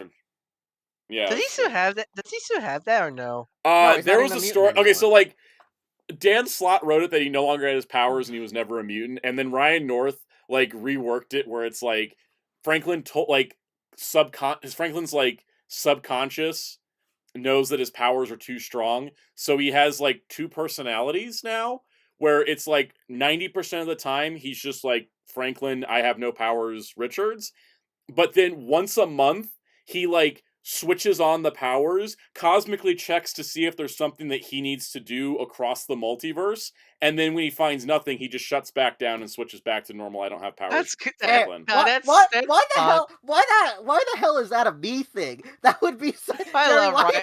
Sound like me now. No. I love Ryan North's Fantastic Four so much. Jerry, you know the meme about no one here knows I have borderline? You know that one? No one knows here. No one here knows I have alternate reality warping powers. You said that already. Does Valve have any powers? I need to read more. She's just really smart. Okay, I figured. It's not technically a power, but she's just super intelligent. The real thing is her power is she's daughter of Doom. She's the goddaughter of Doom, and that's why, and she can always broker peace between them, like, easily. I hope that. Yeah, no, I still love, what was it, the one time when they went for the wedding, he was like, hey, what's up? And she was like, yo. And he was like, yo. And they were like, I hate that they have this connection. Yep. like Reed's just like, I hate that they have. I hope that Doom one shots like get collected in something because that story is too good to be like lost. In I think they're doing the format. Doom one shot as a standalone trade with bonus material. Good because Yeah. that one shot's so good. No Nose Wolverine since '94 Coon asked was when Wolverine got his adamantium ripped out by Magneto during Fatal Attractions. Afterwards, he discovered he had bone claws and then started genetically repressing back to a feral state where he had no nose. I hope 97 doesn't adapt this for season 2. Oh, we need to do it. I would We love need for to them do to it. do it just to piss people off because it's like Wolverine didn't get a I want a storyline Marvel in Legend. season 1 because they're like, look, Wolverine's gotten enough in the last 20 years, thank you. Like, and they're just like, let's just adapt the worst part of his history. Butegi says next Marvel Legend. I'm like, no, I would legitimately buy it. Of course you would. Yeah. Right. Fun fact: there was 3 She-Hulks. That's good. Regular, Savage, and Fantastic Four. I mean, they're all the same mold, right? No, the Savage She-Hulk is actually different. Oh, okay, surprise. And she's part of the Marvel Hall of Fame She-Force line. She-Force. And while we may balk at the name She-Force, it got us 3 waves of only female figures. A lot of which didn't get released otherwise, so. Especially during the 90s, that's surprising. Yeah. There was a ton of Silver Surfers because he had his own cartoon, so he got a bunch of variants. Which one do I have? Scroll in. I need to see. Let me just go to the Silver Surfer tab. Yeah, we're gonna go find out He's which one. Not really the Silver Surfer. He's like blue. I know there was a blue one. There's an orange. I love the orange and red one because it makes him look pissed off. I know which one I have. I know which one I have. Yeah. It's the one shooting the discs. Oh, it's this one, the Cosmic Power Blasters. I had that one too. Yeah, it's the one where the board shoots discs. Yep, and it's got a little wheelie base, so you can like roll it along. Yeah. Okay, I'm gonna be honest with you. I might have lost that wheelie base. It's one of the few times where I can openly admit, yeah, I probably lost that. Yeah. I have that one. I have the blue one. I have the gold and red one, which is cool. Yeah, no, they made a lot of Silver Surfers. It's funny. Here's a fun fact, okay? So Adam Warlock was in the show, but his first toy was in the Marvel Overpower card game Power Surge figure series that was a tie-in to a playing card game. That meme, I love it. Yeah, yeah, right? Isn't it great? There was a few figures in that. So there was an Adam Warlock there, then there was the cartoon one, then there was a 2-pack with Thanos. We got this Beta Ray Bill. I want this Beta Ray Bill figure because it looks so good. Just like very. We need a new detailed. thing. We need a new Marvel Legends bill. We need the classic one. Oh, this is fun. We need a better doppelganger. So Richard Rider Nova was supposed to be in the 2nd season of Silver Surfer, but his toy got made. But because we already have Frankie Ray Nova as like a main character, the toy packaging refers to him as Supernova. And I think that if he'd shown up in the show, he would have been called Supernova. Because you know, that sounds like a superhero made from like Incredibles. Like, I'm Supernova. Yeah. Oh, hey, Soundout, how many Black Cat figures were there? Oh, you're gonna be pissed because I was pissed about this too. Hold on. Because I have it. There is a total of. You ready for this? It's loading. I have it. 1. I'm assuming the one that I have is the one. Yep. Yeah. Hey, Sentai Ranger Donnie. Spider-Man Spider Wars from 1996 was the only Black Cat. Yeah, I have that figure. Oh, MJ Klein said any Doctor Strange figures. Yes, in fact, there was a Doctor Strange in Spider-Man Spider Wars. There was the Astral Projection one in the Marvel History of the Dark Side line, which I didn't even know existed. And then they also made a Dormammu, who was a repaint of Red Skull. I've come to bargain. Yeah. He bargained and got stuck as a repaint of Red Skull. Hey, the bargain didn't include that he had to be an all-new mold. It just said he had to get made. Also, did you guys know they gave an entire wave to Wesley Snipes' Blade movie? Yes. Well, yeah. Yeah, I didn't know. And I remember it looking dumb in stores. Yes. They made like 4 figures and 2 of them were Blade. Any Alf? I remember Alf. Okay. Funny story. Kid Me did not like for a few years. Oh, yeah. For a few years, Kid Me did not like the Blade movie, but loved the Blade in the Spider-Man cartoon and the comics. But like Kid Me, for like the first year or two, didn't like the the movie, and for some reason it was because I think it came out when I was still too young, so I didn't like the hard R rating. But then like a couple of years later, when like Blade 2 came out, I was like, "Yo, this is great. I love it." SSJ4 Jason. We'll get to that in a moment. All right, Spider's Prime asked about Venom. Before we talk, because I'm hurrying to head off now. Because I work tomorrow. Yeah. Just before I leave, I'm gonna give a preview because the rundown's not this week, right? I hope not. No, it's not. Everyone knowing, I've filmed all the rundown footage for Marvel and Transformers. It's just a matter of editing and then Ryan doing art and stuff. So it's just gonna. I'll get. My plan is to start. My plan is to start making videos ahead of time, so that way we can just slot the rundowns in when they're ready. So. All right. So we get preview of the thumbnail of the rundown. I put in the screenshots and I'm going to share that chat. But here's a preview of the thumbnail. I would have worked with this earlier, but as I said at the beginning of the show, I was sick. Yeah. I was bedridden. So here's what. Also, I forgot to tell everybody. Because I'm going to be using them in the video. I bought wireless microphones for my camera.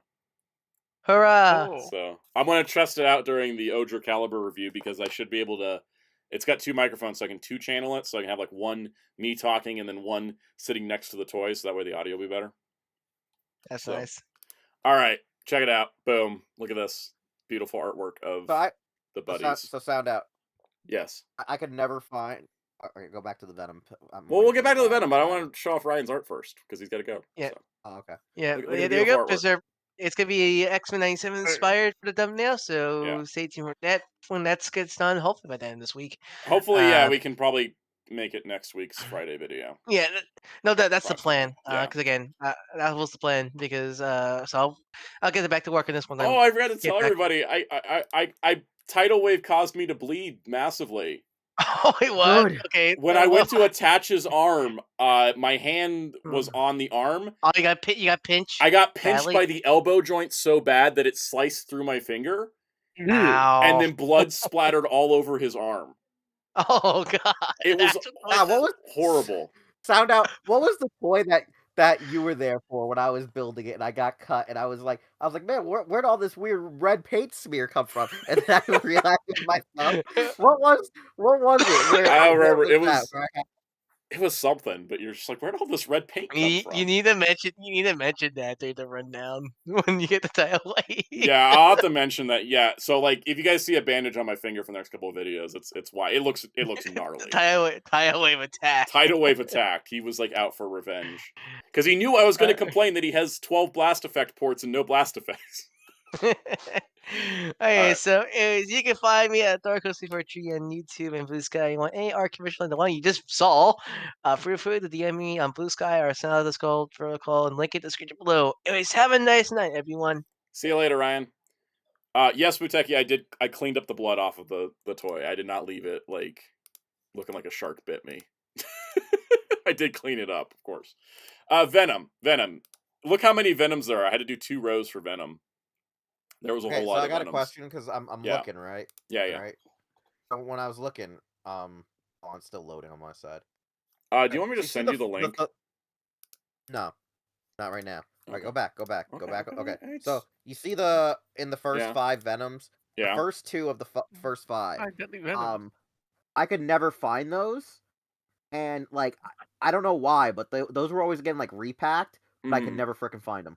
I don't know why. I have this third version with the red plunger when it said Squirt Alien Liquid because I think Living Skin Slime Pores pissed off Walmart or something because it sounded too weird. He just shoots water out of his chest. It's not that big of a deal, but it made it seem like it. Yeah. No, there was a lot of cool Venom figures though. They had whole lines. There's like you can go up to Rhino or Rhino or Lizard. Yeah, I can do Rhino first, because it's alphabetical. Of course it is with you. Well, yeah, it was easier that way. Here's Riot. Well, no, sorry, not Riot. I went to Riot instead of Rhino. Here's Rhino. I was just thinking of Riot. There was 3 Rhinos. It was the same figure, right? Yeah, the Spider-Man Series 3 was repainted for Marvel Hall of Fame. The Series 7 was the same figure, but they added the armor to him. Yeah, okay, so and then the web trap was different. The armor version I have, which is pretty fun. Yeah. Oh yeah, Soundout. Here's a question: does Man Spider have his own category? Yes, Man, he yes, is. Where is he? No, sorry, Jerry? Man Spider's with Spider-Man because it's Peter. Oh, okay. I was thinking You. Man No, Lizard. because I know it only got like issued out maybe once or twice, Mm, but I don't know like what's going on. Because if you don't know, that thing was rare AF. yeah, Oh, the lizard I have is Web Force. That thing is crap. yeah. There was somebody else asked about Hobgoblin. Let's see. Hobgoblin. There was only 3 You mean Hobo Hobgoblins. Goblin? Two molds though. There was one, and then there was the web flyers. Jerry, did you say I have ASMR voice a minute ago? Yes. Okay, that's what I wanted to make sure That's I true. heard that right. There was a bunch of Doc Ocks. There's quite a few Hey, of let those. me tell you guys about that time we talked to these people that were like, "Hey, this is Billy and Michael's show," and for some reason they were talking like this for a second until he went back to saying about how, "Hey man, how you doing, Steve? We're 2 Yiddish people," and then we're like, "It's Steve Bloom, isn't it?" And he's like, "Totally Steve Bloom." Also, were you referring to Man Spider or Doppelganger? Because there's also a Doppelganger. No. I'm talking about Man Spider because Man Spider is harder to find. Okay. We're going to go to the top here. There is, and you guys can like peruse this when I post it in the Discord. There is 10 rows of Spider-Man. Of Peter Parker Spider-Man. Like, it's like 125 Peter Parker Spider-Mans. Sometimes they would put multiple Spider-Mans in a multi-pack. I gotta say this right now, Black Suit Spider-Man is so hard to get the right version of, because the one I got is really lame. Because there was the original 90s version, like the 1990... Alright, yeah, let's go through, and I'll point out which I don't want to go through all of them, because it's a lot. Alright, we'll do it after the stream. We'll do it after the stream. You know what's crazy, though, is Mary Jane only got 2 figures, and they're both in 2 packs with Peter. But yet Gwen Stacy got a single figure as a previous exclusive. Yo, I love that else? Wait, am I the only one that owned this J. Jonah Jameson as a kid where his desk turns into a spider slayer? Because it's the coolest thing ever. Yes, you are. I wanted it. I gotta show you Soundout. Like I showed Wheels. All my random vintage toys. Yes. And I still want you and or Wheels to come here and like dig through them and be like, yo, take what you need. Yeah. Yeah, MJ Klein, there was like 6 Green Goblins. Which one are you talking about, Wheels, though? Unless you want the D3 Digivice, you gotta pay for that. Yeah. Go to the... Okay, for one, I need to see Man Spider. How many he got? I don't think I wrote down the word for Man Spider, so I'm going to have to, like, just... The first Man Spider was Spider-Man Series 6 in 1995. Alright, where are you? And then... I think that was the only release, because I'm not seeing... Oh, yeah, okay. He was repainted... There was another Man Spider in Web Trap. Okay, so you see that Man Spider right there? The Web Trap? You see that Man Spider right there? Oh, go to the original. I need to see the original real fast. Does he have a mask? Yes. Little, like, mechanical mask. Yeah, okay. So that one right there with the mechanical mask. Go over to the one with the Spider-Man with the weird pumps on his back. That was, like, the first Spider-Man figure I ever had. Oh, yeah. Next to that black suit. Okay, so the black suit Spider-Man on the right is the one that I wanted, but the one I ended up getting as a kid was the one on the left. If you scroll to the left. I never had any black suit Spider-Man or Venom growing up, even though I wanted them. I had the Rock Basaka robot ripoff. Yeah. Because it came with Venom and Spider-Man. And then I had a Venom toothbrush. That's a cool toothbrush. No, Venom and black suit Spider-Mans were rare to get a hold of. Because they're so popular. I'm glad yeah. Let's see. LPH said any Howard the Duck. No Howard the Duck. SSJ48 said any of Nightcrawler. Yeah, actually quite a few Nightcrawlers. I have a Nightcrawler. I have an old one. Let's find out which one it is. He had the sword that lit up. The sword that lit up. Yeah, that's the light up weapon one from Classics. That one's pretty cool because it's got the light up sword. The first one they released had suction cups so he could like climb because they were like, we can't do his teleporting, right? So they're like, let's have him climb. And then yeah, the light up sword one, there was 2 versions. There was the red and black, and then a black and silver. The one right there in the middle is what I have. Hey, Soundout, I got a question. When you sent the link, you sent it to Hero Club, right? Which link? You sent me an invite, didn't you, while you were live on stream, didn't you? I don't know. I don't remember. Okay. There also was Aqua Attack Nightcrawler, and there was a really cool I don't think Dave Cockrum inspired one. The chat asked about Deadpool. Yes, that era was there? There actually was, because he was part of the X-Force line. Oh, okay. Which was a sub line. He showed up as a quick cameo in the cartoon. cartoon. Yeah, the interesting part is the Spider-Man line is very based on the cartoon. The Fantastic Four and Iron Man lines are very based on the cartoon. Silver Surfer as well. But then the X-Men line is not. Like, it's just comic-based, which is crazy. But yeah, there was like 5 Deadpools in the X-Force line. There's 2 molds that they just repainted a few times. Because the thing that was crazy, and this is one of my crazy revelations, Jubilee. They never made a standard Jubilee in the yellow trench coat with the blue shorts and the pink shirt.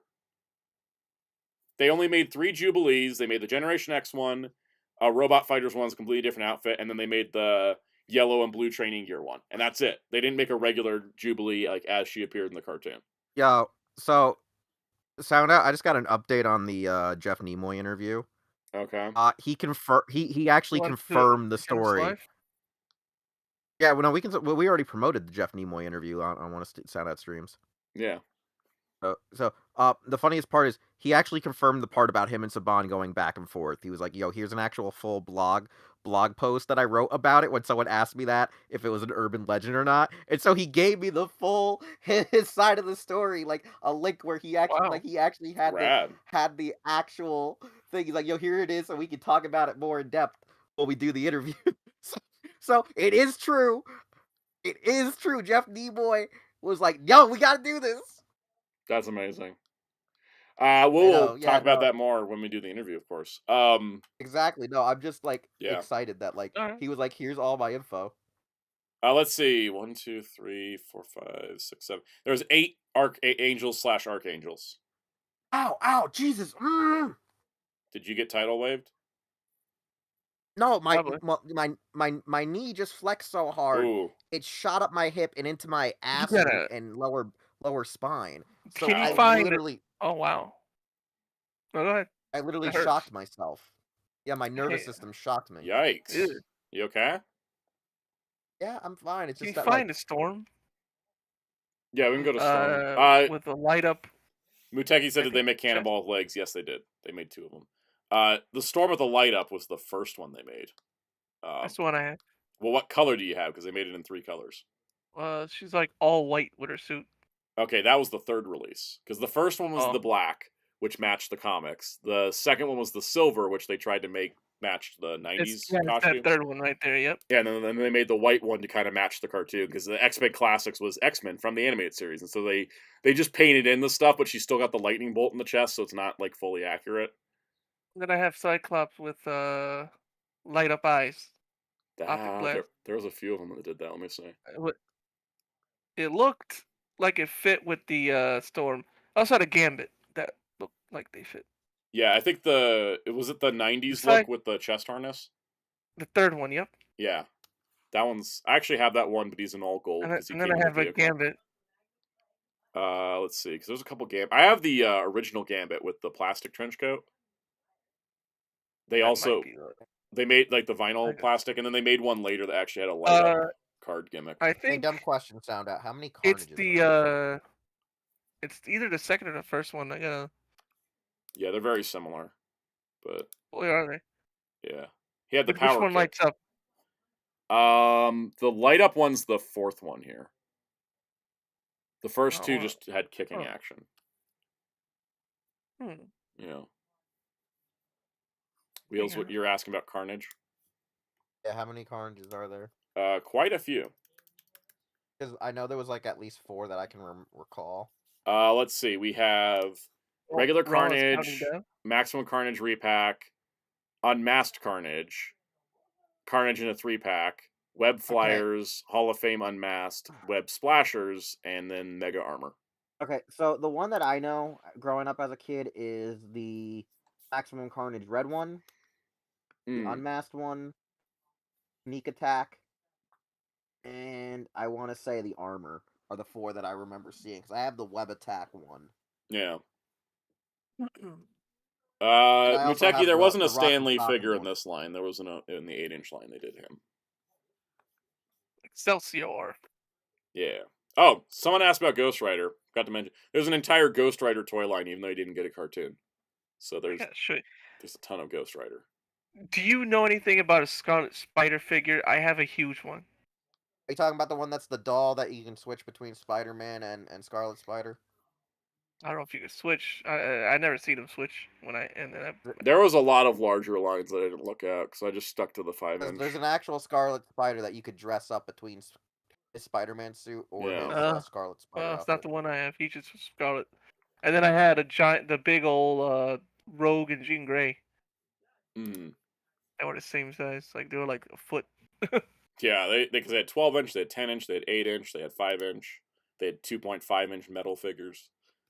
Yeah, they made a ton of Ghost Rider, which is rad. I gotta show you because you probably be like, yep. Because now that you got that list, you like, yep, boom, boom, boom, boom. Yeah. Send the invite to the Hero Club email when you're done, so I can actually look in there. Okay, I'll figure that out after. You literally just have the share button. You don't need an invite. It's an open link. Oh. I can just copy the link into the Discord right now.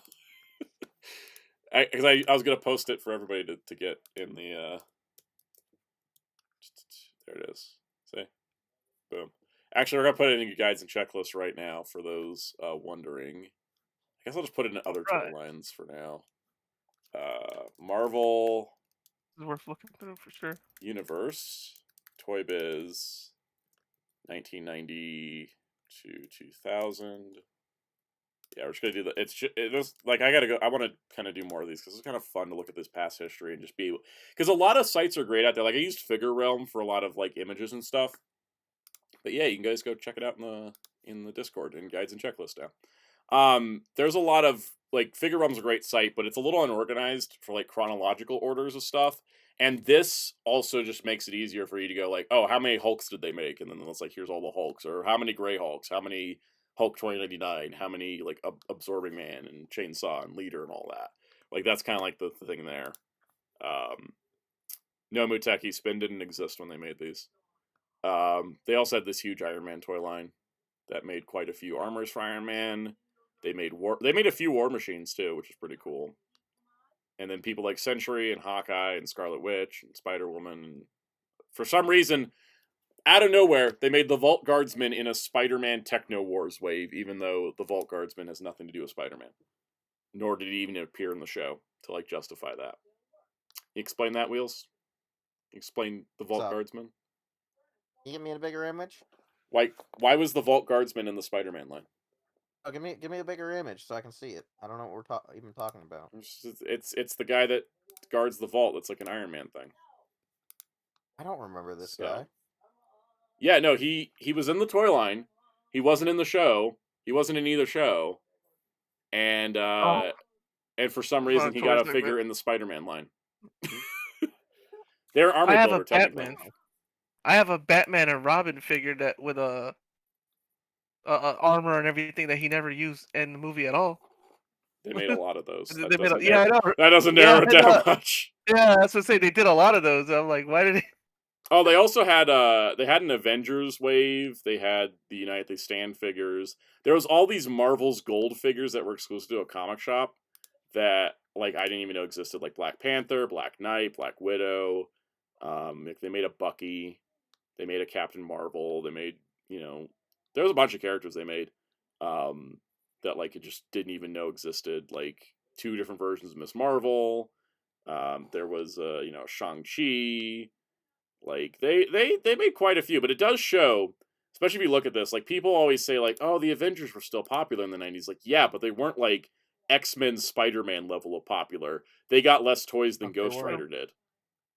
Like I remember having this conversation with people. Yeah. That like you could tell a real this is like I'm just not trying to sound gatekeepery, but back in the 90s, you could tell like who was a real comic book fan if you could name anyone that wasn't Spider-Man or like X-Men. Like you could actually like even though Fantastic Four had a cartoon, the Hulk and Iron Man, like if you could they didn't air on Fox Kids, so they were harder to even watch. Yeah. But what I'm saying is if you could like have a conversation with somebody and talk about stuff that the shows didn't get to adapt, like those shorter UPN9 shows, like to be able to talk about like Demon in a Bottle or specific stuff in Captain America's run, or stuff like Thor as a character or Ant-Man and Wasp. Yeah. Like you had obviously a bigger you knew who was like legit a fan, because like the toy line would have obscure ass SOBs that